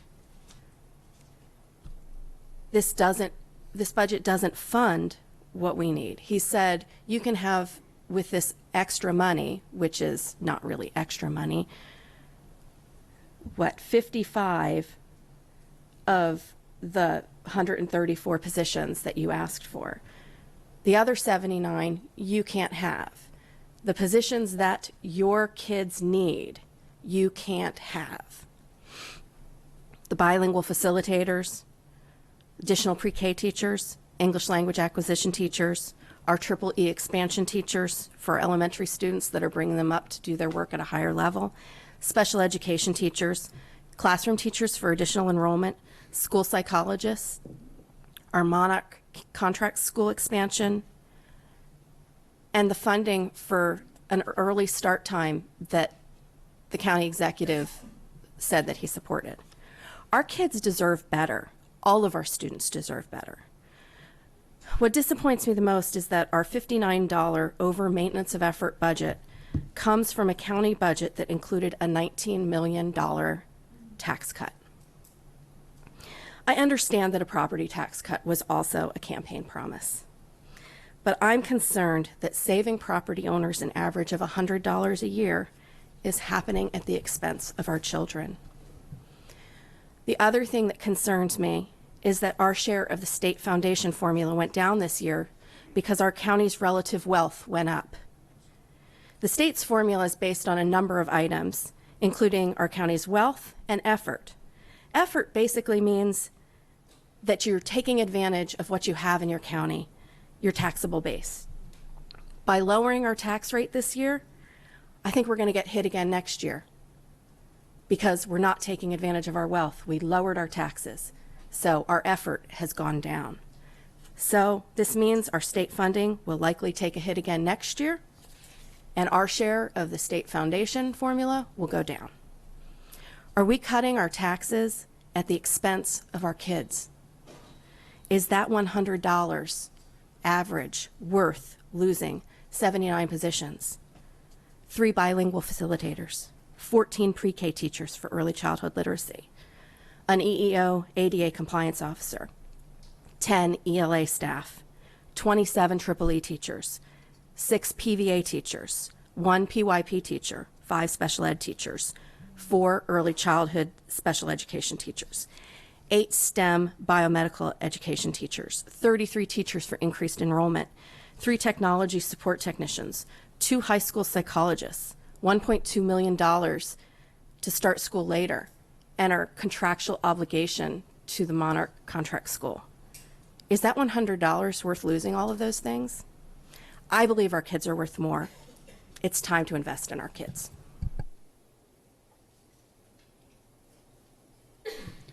Mrs. Ritchie. Very well said, Ms. Burge. So technically, what you said is correct, but also technically, he did give us the money. It's just how we choose to, not for the full thing. He gave us $4 million, which is 55 positions. We've, if that, am I reading that right? Make sure I'm reading that right. 4.1 million for 55 positions. In terms of position control, we actually have position control for 69 and a half. Okay. Of the 133.8 positions that you asked for. Okay. So that's 13 million then. So we wanted 36 million for the 133 positions, and we got for 69, which is 13 million. And now we have to choose what we're going to do with that 13 million. So when the school start time people go and say, you didn't put money in for transportation software, he can say, yes, he did. We chose not to use it or to start the school. Yeah, because he did. I mean, technically he can. No, he put it in salaries. He didn't put it in No, technically, because if he left these all zero for us to decide where we wanted to put the money. Is that right? No. Only partially. Okay. So the money is distributed amongst the 14 state categories. So the funds that were distributed, the funds that this budget represents principally fall into really only 4 main categories. They fall into the instructional salary category, where the bulk of the teachers and the compensation increase is. They fall into the fixed charges category, which is where your pension and retirement planning is. They fall into the operations of plant, because that's $750,000 for the cable expansion falls into operation of plant. And then the 1% compensation placeholder is in fact spread across many of those categories, because even one of our custodial workers, one of our special educators, et cetera. So it really falls there. There is not in the transportation category. Our transportation state category did not go up $1.25 million. So that funding is not in that column. What? Because this is a game of words. Okay, this is what this is. This is a game of words. And what's going to happen is we're going to say we didn't get the money, and the county executive is going to say, but I gave you money and you have to decide where to use it. So what I want people to understand is that while they may say they gave money for school start time, they did not give us the money to fund everything. We have to choose what we want to fund. So it's a game of words. How much money that is not, okay, when I'm looking at this thing here, when I'm looking at you'd think I'd be able to get this by now, but I just can't seem to get it. When you look at this, they gave us $13 million.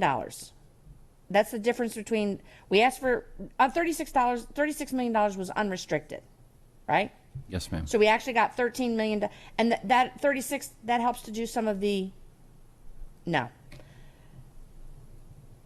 How much is the total? Okay, let me ask this maybe. Yeah, that's right. $36 million was the unrestricted funds, which would fund all of the things that we had requested, the 133.8 positions. Yes, ma'am. Which then does all of the things that we want to do. They gave us 13. That's not including, is that including the 1% that's 13 million? Yes, ma'am. Okay. All right. I just want to ask. So they gave us 13 million, which includes a 1% placeholder, and will fund 69.5 of the 133 positions that we've asked for. And if I heard you correctly, 14 of the 69 positions, maybe I didn't understand. They're cost neutral. Yes, we asked for a cost neutral shift to move away from contracted services towards self-performing, and the county executive's budget concurs with our request. So really, we only get new 55 positions. Yes, ma'am. Because if you subtract 14 from 69, you get 55. Yes, ma'am. Okay. So that's what I'm trying to. So of the 133 positions that are new positions, we're only going to get 55 of them. The 14 cost-neutral positions were also in 133. They were in both Okay, columns. so 69. So, but we can only then choose, well, so, and that's what I'm trying to get to, is that I'm trying to really make it real easy, because it's a game of words, and we know it's a game of words. So when the school start time people who came here today wanted to know what we were going to, technically the money, if we choose to put the money there, is there. We have to make the choices of No, where we're going to put the money. That is not correct, ma'am. Okay. So you,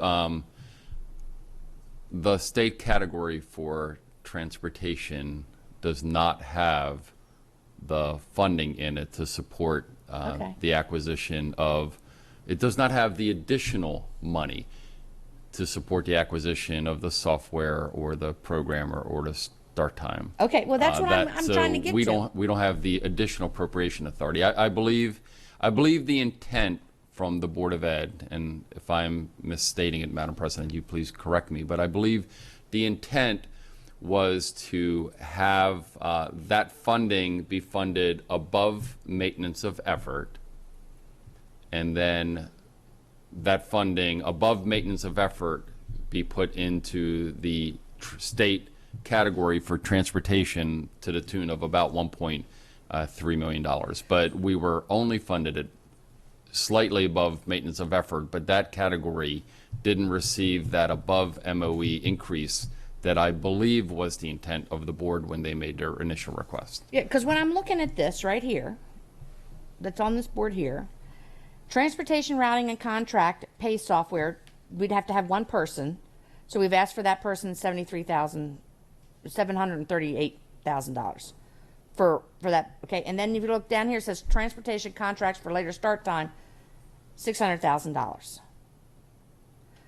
That's all in here with this $13 million.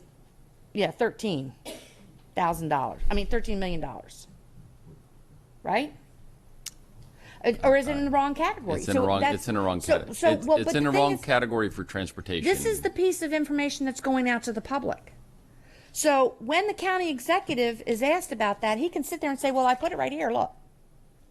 Okay, but if it's in the wrong category, we need to make people understand it's in the wrong category. Because that's exactly what it says here.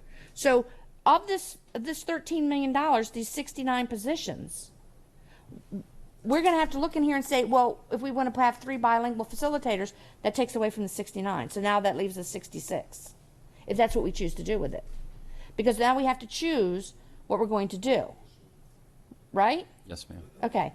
So those 2 pieces are in this line here, this whole category thing. So I think we need to make sure that people understand they're not part of this, because they have to be in a separate category.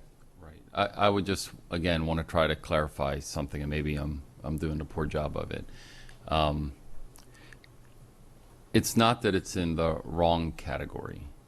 The transportation category, the amount of funding that we'd asked for in the transportation category was $1.3 million, essentially more than the county executive's request. That $1.3 million more would have come as a result of being funded above maintenance of effort. We were not funded above maintenance of effort, so that category shrunk back to what the base budget is, which is the way we exist today, essentially. So I see what they've done. What they've done is everything that we may have asked for above in any of the categories, they've all put it all into this one right here and said, here's your pot of money. You all decide where you want to do it. But we can't necessarily do that. Is that what you're saying? Yes, if I could jump in. We can spend it as we like, as long as it stays in the category of, correct me if I'm wrong, in salaries. Okay. So when we come to any of those positions, you talked about, it could be PVA, it could be bilingual facilitators. Right. Any of those, as long as we're talking about spending those 55.5 positions, those dollars, that $4.1 million, as long as it's in staffing. Oh, for me, yeah. But we could not take from that $4.1 million, and this is to buy software. Okay. Or to purchase more busing contracts to change start times. We couldn't do that. As long as it stays in salaries, we could do that. But we couldn't purchase something outside of salaries with that money because it's in that item. And that's an extremely important piece of information, because people need to understand that when you send 25,000 emails to me and telling me to put it in there, we can't do it because it's not in the because we can only use it for, so we can't buy a contract, we can't get a software person when we can't even afford to buy the software. I mean, why would you have a person, I don't want to say buy a person, why would you have a position for a person in that we can't even buy the software for? So we can't even buy the software because that money was not funded in here, right? Because, let's go past, we've had people in here, all of them out here talking about that. We asked for it. The way that they have presented this appears to look like now it's our responsibility to take that $602,000 and buy the contract, but we can't. We can get the person, but why would you have a person if you have no software and we have no ability to buy the contracts, right? Is that okay?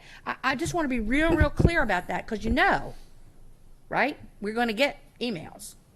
So I just want to be real clear about that. So, and now what we have to do is take that 55, the 55 people, and we have to decide of these positions, you all have to sit and figure out and bring us information about that so that we can make a knowledgeable thing, because we have to decide whether we're going to have the 3 bilingual facilitators, or instead we're going to have 4 early special ed, because we've only got 55 people. And 33 of them would be for enrollment. I mean, so we need 33 people just to keep class sizes where they are now, which are still high. But but we need to, is that right?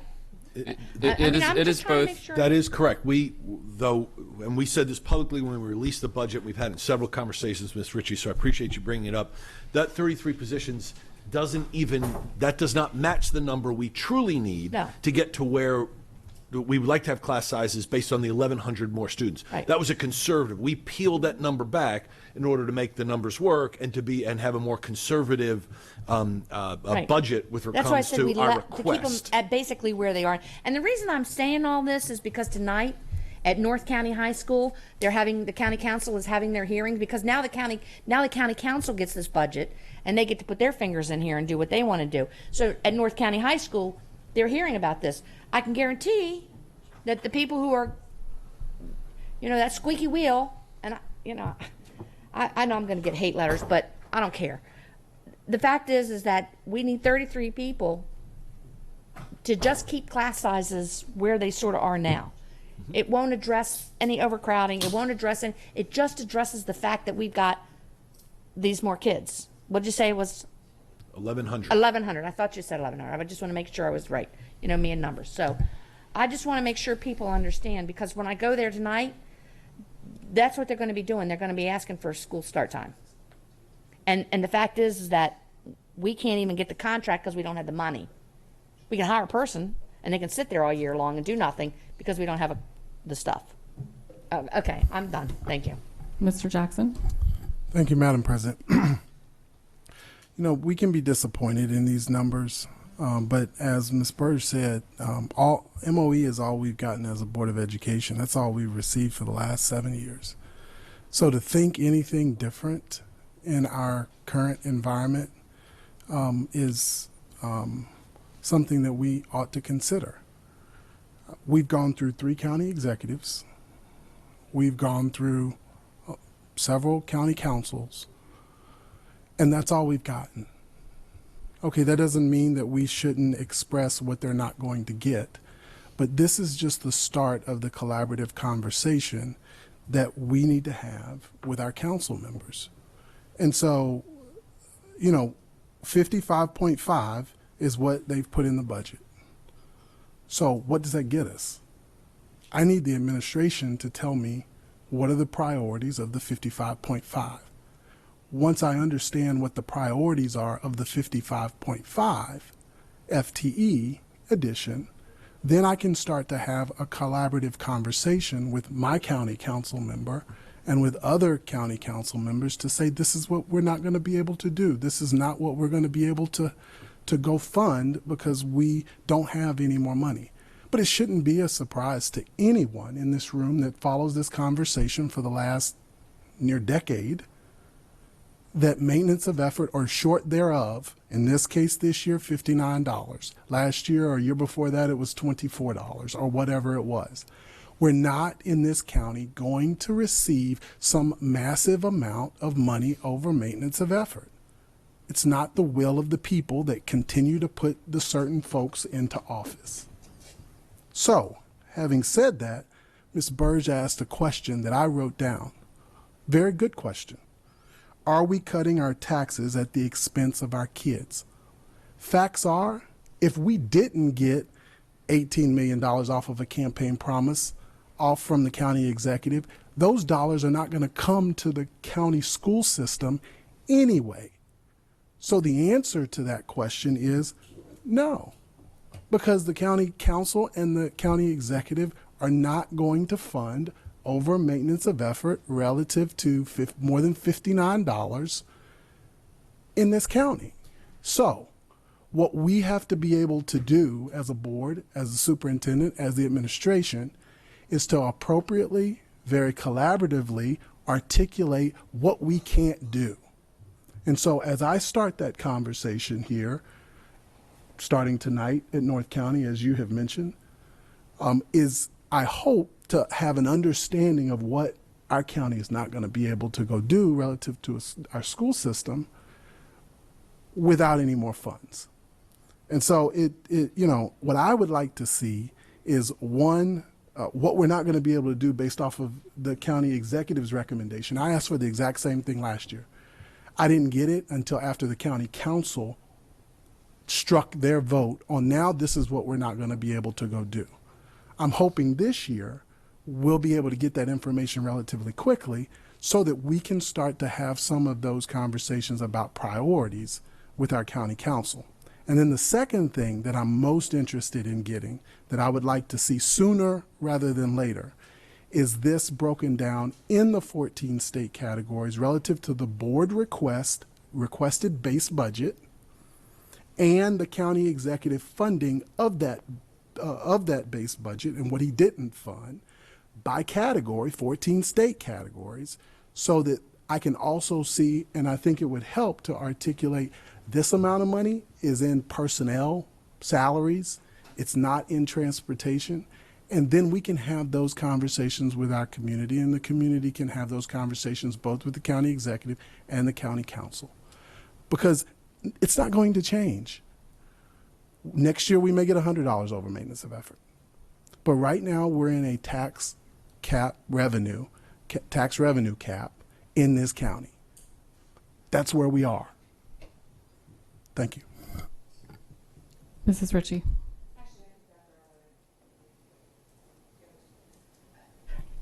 I did have a question, and I meant to ask this before I went on my little tangent. The $4.8 million that you're talking about, the GCI, that would not then be, they wouldn't, that comes from the state, okay? That $4.8 million then would not be, $4.8 million wouldn't be shaved off of this budget. Is that right? Correct. Our total operating budget would increase by an additional $4.8 million. Okay.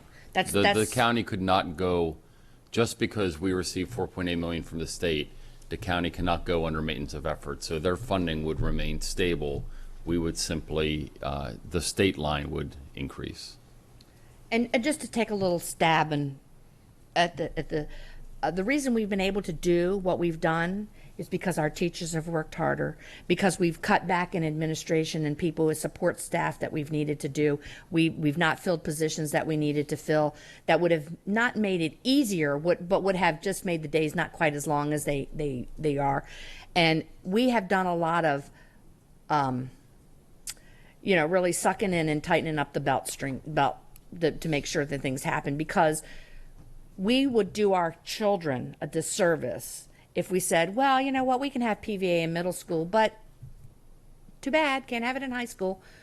I don't know whether Ms. Korbalak's daughter would have then been the only high school student who had a film in the Annapolis film thing at that time. Had she not, I kind of maybe think she would, but because I know her mom, but I mean, what I'm just saying is the opportunities. The reason we have done what we've done every time, because I thought that too. I thought, well, we asked for this money, but then we still do it anyway. But that's because we've sucked it up. Quite frankly, we've sucked it up. And we've done what we needed to do because that's what we do for kids. And I can't any longer say, I can't any longer say that it's okay. 7 years of just getting that. It's time for us to start changing the conversation. It's time for the citizens of this county who believe that education is important, who want to have, we talk about open for business, we talk about having opportunities here for young people and businesses to move into our county. They're not going to move here if the school system isn't good, if they don't have affordable housing, and if we don't have good jobs for them. And if we don't have those things, it's not going to happen. We're having conversations, but remember, the county council cannot add to this budget. They can just move things around. They can't add any money. So the money we have is the money we have. Isn't that right? Oh no, God, and he's going to tell me an Alex answer. So by county charter, the county council, so the county executive sets the revenue number, sets the maximum expenditure. The county council can, in fact, add to the education category, but unfortunately, that would have to come at the expense of some other agencies. So the county council would have to. So the desperately needed new firehouse that we need, or the potholes that we need filled on 100 because my car is being knocked, it's all out of alignment all the time, and the fire and the police station and the training areas that we need, that we desperately need to keep the county safe, we would have to take that much. So then we're going to pit groups against each other. We're going to pit the fire department against the police department against the education department. That's not what we want to do. That's not what we want to do at all. And I will never understand it. I will never get it. The whole wealth index thing. My brain is not made for math. I've come to that realization. It took me a lot of years, but my brain is not math. I'm sorry, Dr. Kubik, but it's not. It's just not made for math. But I trust the people whose brains are made for math. And when you talk about the wealth index, because everybody likes to talk about how bad we are, how poor we are. Well, evidently somebody's made a calculation somewhere that says no, we're not. So it's time for us to meet our obligation for students.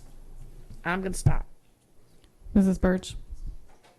I just wanted to real quick say that this isn't just about our tax cap, because we actually could have, we didn't have to lower our tax rate this year. That was a choice that was made. That was about lowering our taxes. We could have collected $18 million more. That was a conscious decision. And I do think that if people do believe in education, and if they do need to call the county executive and the county council and let people know that they think these things are important, because I don't think that they're hearing that. I think that they think that everyone just wants their $100. And I really think that there are a lot of people out there who can see the difference between having an extra $100, which means what, going out to dinner a couple times, and yeah, depending upon where you're eating. If you're going out somewhere really nice, it's not even going out once, but going out to dinner a couple times, and between your child having a quality education. I figured it out. Each child this year was worth to our county 0.00074 cents. That's all they're worth. I think our kids are worth a lot more, and I think you should tell our elected officials. Thank you. I just have a couple questions. Do you happen to have the figures of what was in the transportation category for FY15 versus what's proposed for 16? I do back in my office, not with me for this presentation. But that's the information Mr. Jackson asked for. that will be included in that. We'll give you all the categories just like it was requested, so it'll be self-evident at that time. And then this additional 4.8 million that may come from the state in GCEI, I know people have also suggested that we could just use that to buy this transportation software and the additional buses. But isn't GCEI meant to help educate our more impoverished children? Is that kind of the intent back when it was established, like for pre-K and? Yes, ma'am. A lot of, obviously, the GCI was established to recognize the fact that it is more expensive to educate a youngster, for example, in the Baltimore-Washington corridor as it is possibly in the far reaches of the Eastern Shore or Western Maryland. It's fundamentally the cost of living here, doing business here, everything costs more up and down the BWI corridor than in other parts of the state. So that funding is really to support the schoolhouse, initiatives. And our county now has almost a third of its students as free and reduced lunch children. So that is also increasing the number of pre-K students we need to educate that's not a part of this funding MOE formula, correct? On the revenue side, it is not. Again, the superintendent of board certainly can take some of the positions we've received funding for and allocate it to that if that is the will of the superintendent of board. And I just want to kind of reiterate so it didn't get lost in all of our conversation.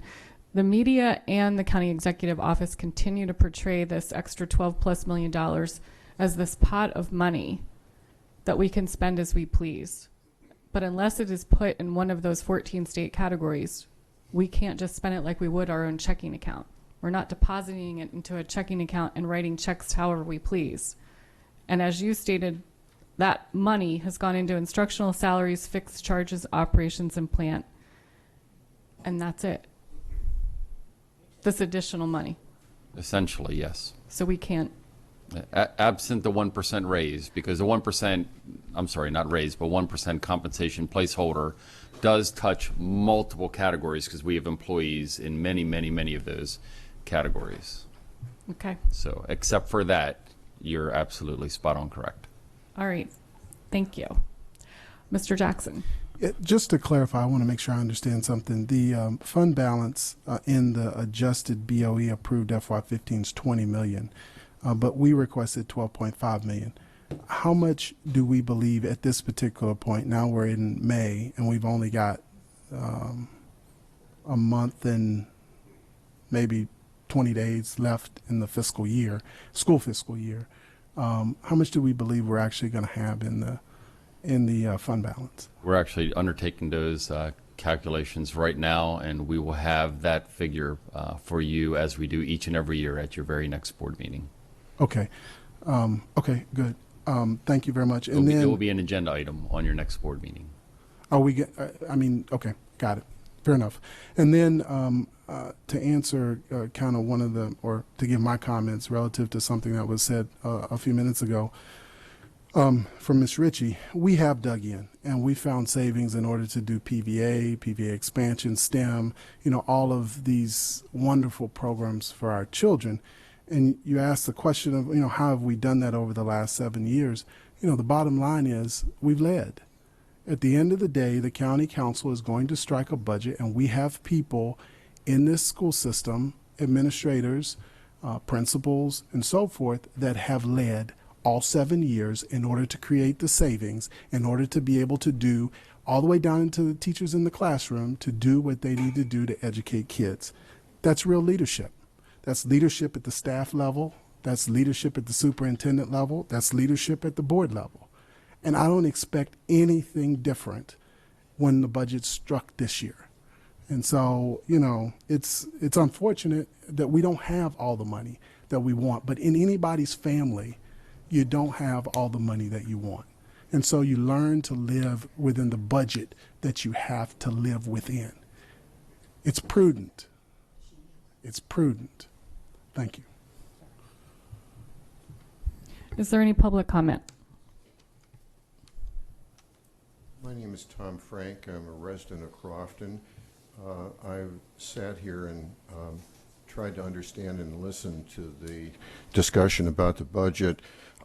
There's one item I'd like some understanding and clarification on, and that is the subject of school start time and whether or not there are funds in the budget for that, and to what extent there is an interest in our school system in spending that money and in what period of time. I wonder if I could get some understanding for myself and the public about where that is in terms of a priority for the superintendent and the school board. Thank you. Mrs. Burge? I'd love to answer. It is a priority for us. We voted on it. We put it in our budget. We asked for money in our transportation category. We can't spend the money unless it's in our transportation category. The county executive chose not to give us the money in our transportation category. So we are unable, if a budget passes the way the county executive introduced it, we are unable to do anything, including purchase transportation software or put out additional transportation contracts to support earlier school start times, because there is no money to support those contracts, because we cannot shift money from one state budget category to another. So the county executive has chosen not to fund starting school times later in his budget. So it was our priority. We put it in our budget. The county executive chose not to put it in his budget. We will have to wait and see what the county council does when they act on the budget. Mr. Saknovics, can you add anything to that? As a taxpayer, that's something that's of interest to me. Will I see school start times in my lifetime? We just asked Mr. Sheknovitz that question. What was the difference between the state categories and what we have? We don't have that answer yet. You'll have to speak to the county executive and the county council at this point, because we can only ask. We can't make them give us the money. Thank you. Mr. Jackson? I think this goes directly to the point of understanding the dollars that we've got, where they are right now, and then being able to have the conversations. Having the conversation with the county executive at this particular point is moot. He has spoken on the dollars that he can put where they are, and we know what they are, and we're going to get the 14 state categories. But we need to be able to articulate that in a very educated way to our 7 county council members. We will do that, and they will make the final decision associated with where the dollar. We know this is a priority for the county council. They've spoken out with resolution and lots of other things. And so we have to have those collaborative conversations and ensure that they understand the impact of not doing certain things. They're smart gentlemen. They will make the call in order whether or not we're going to be able to do it later this year. Is there any additional public comment on this, on the operating budget? Okay, so we're now ready for the capital. Yes, ma'am, and this will be very straightforward. So this is the county executive's proposed capital budget for the fiscal year 2016.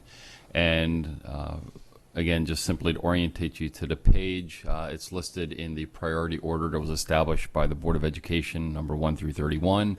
Those items that are highlighted in blue indicate that they were in fact funded, although not at the level that was initially requested by the Board of Education. Those items that are highlighted in white are an exact match. So for example, the Board of Education requested $1 million for security, priority number 2. That is a match in the county executive's proposal. And those few items that are banded in red indicate that they did not receive funding at all. So in totality, for the Board of Education direct projects, your budget request was for $162.8 million.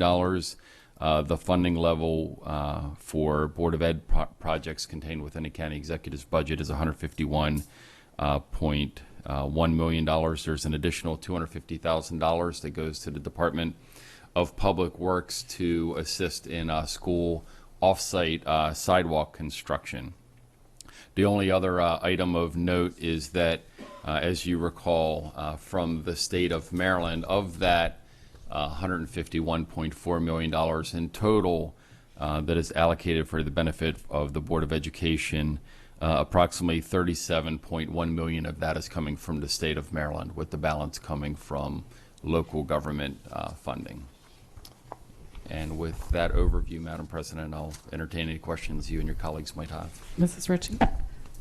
I just noticed in here for additions that we asked for $6 million Yes, ma'am. and we got nothing.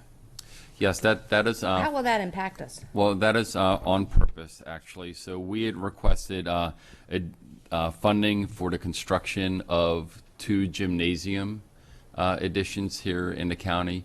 The state of Maryland did not approve them for funding. The state of Maryland has funding constraints as well, and we try our very best and work very well, quite honestly, with the county government to leverage the state money as much as possible.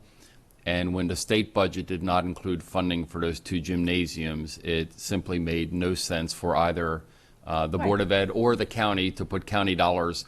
We will re-request those 2 gymnasiums again from the state next year, and hopefully we would receive funding from the state next year. And then at that time, the county would almost certainly swoop in and provide the required matching funding. And the Cromwell, is that the same thing there? The design? That will be for design funding. We did not receive, the state has to concur and give what they call LP, local planning.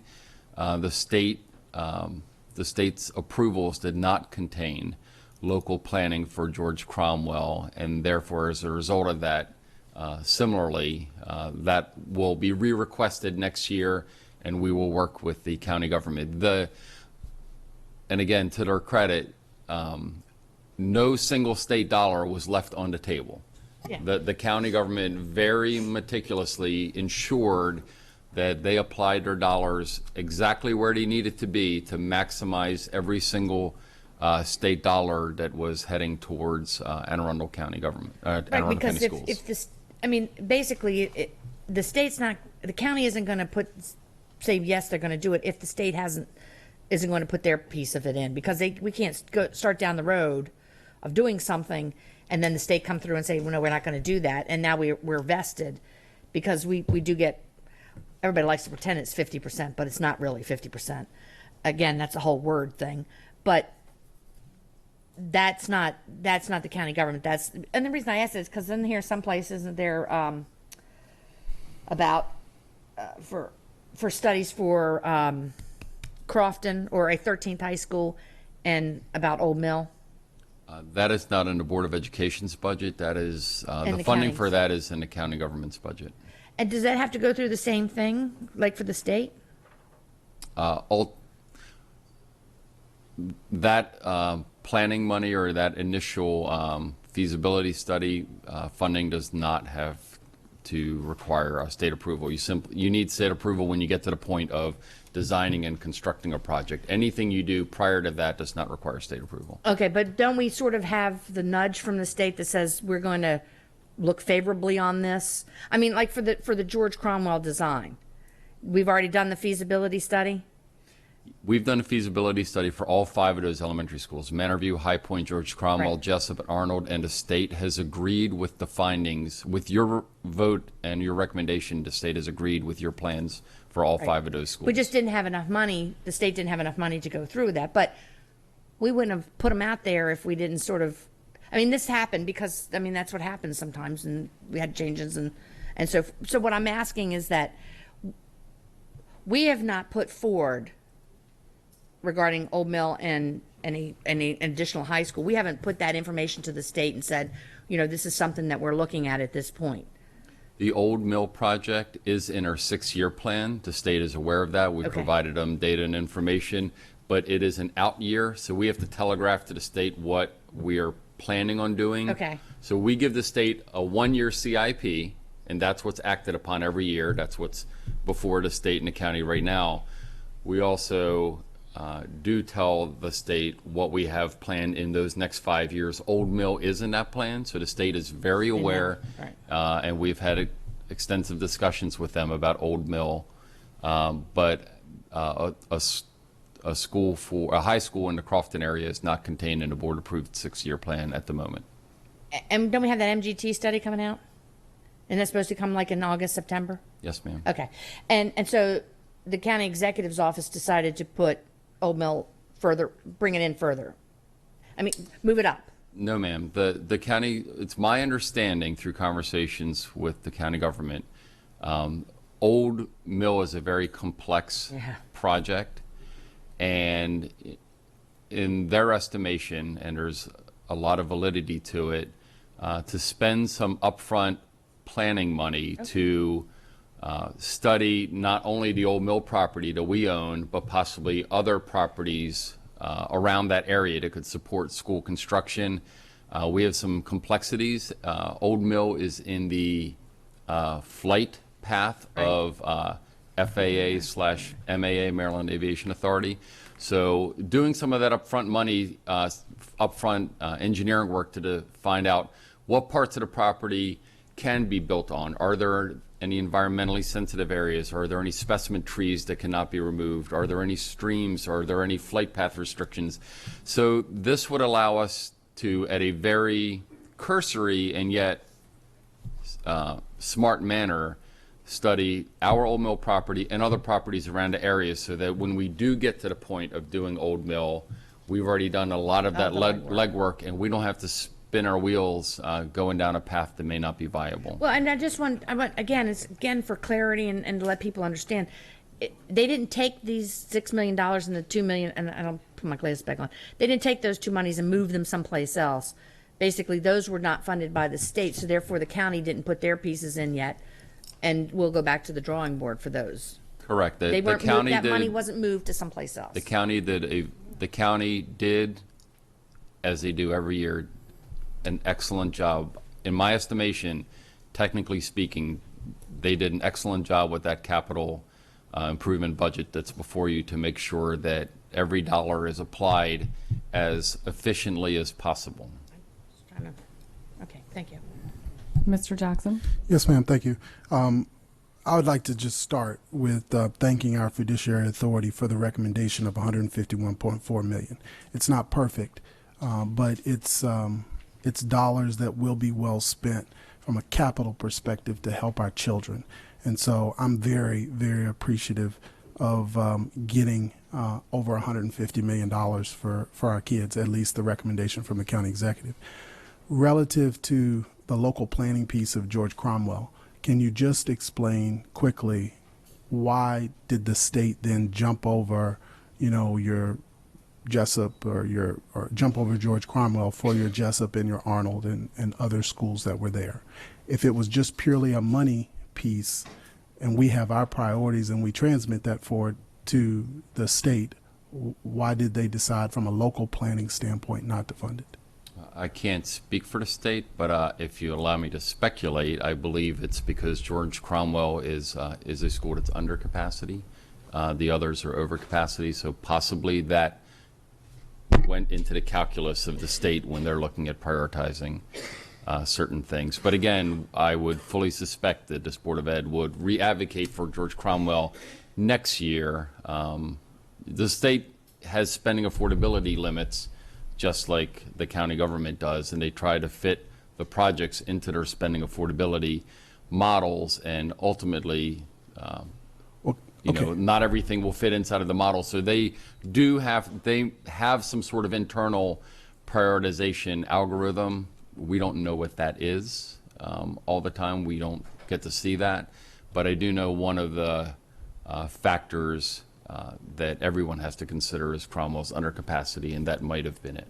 So can we maybe have a conversation with Dr. Lieber to understand if that is in fact the reason why? Because I think that also obviously needs to go in our MGT study when we redo that, and we need to make sure that the folks that are doing our MGT study are thinking about those kinds of things, because it's going to impact our ranking and so forth of schools as we go forward. Is that fair? They're well aware of that already. So. Okay. Can we ask that question of Dr. Lieber just to be able to understand so we're not speculating? Yes, sir. Okay.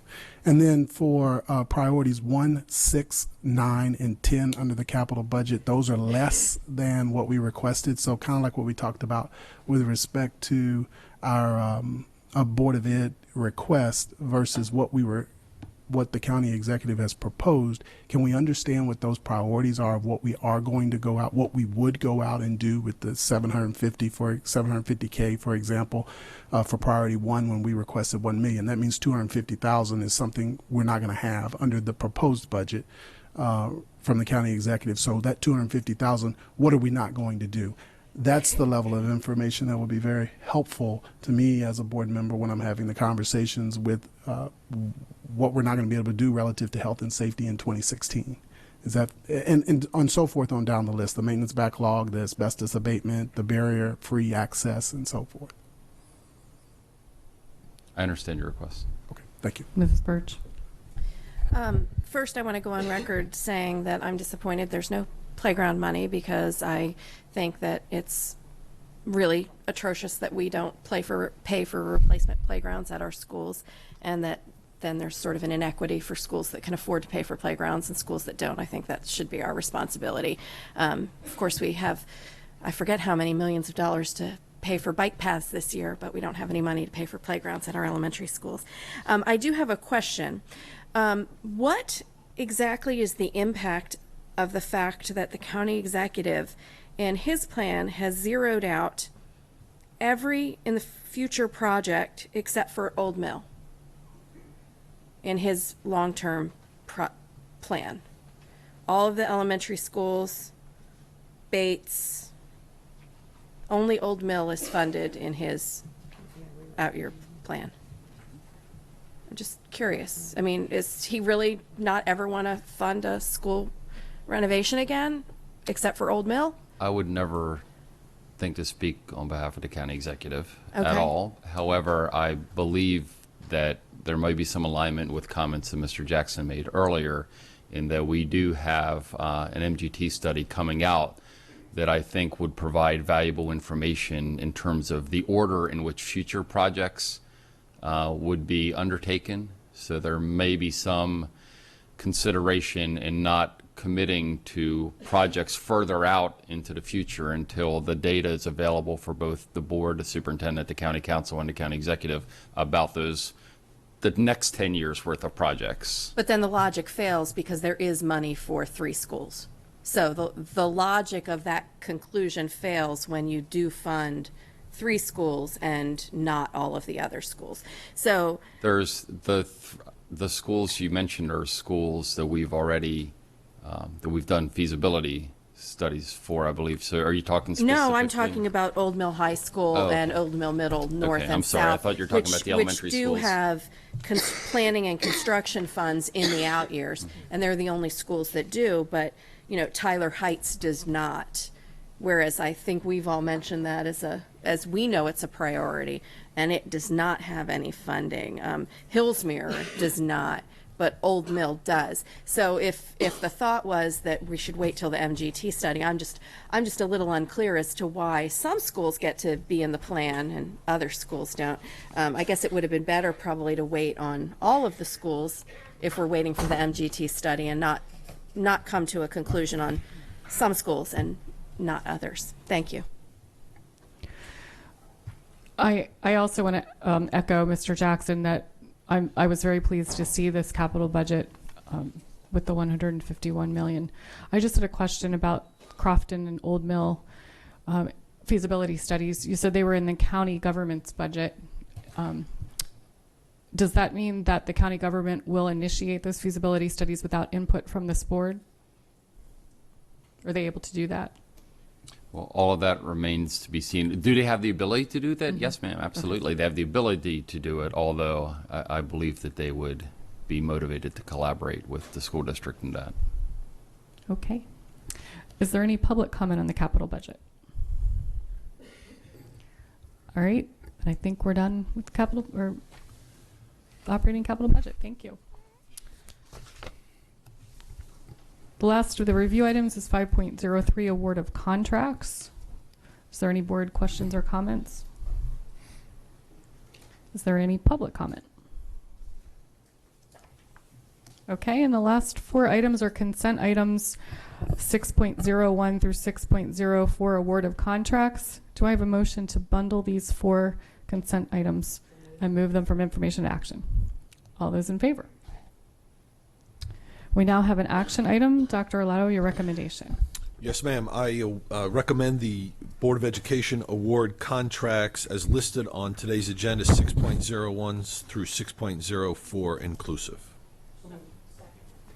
Mr. Jackson. Yes, ma'am. I just want to quickly highlight that so it doesn't get lost within these 6.1 to 6.4 is Georgetown East Elementary School, but it's not only going to be the kindergarten addition. It also includes the health suite security, the health suite and the security entrance and office suite. So, it's good to see that $3 million addition is going to move forward very quickly. Thank you.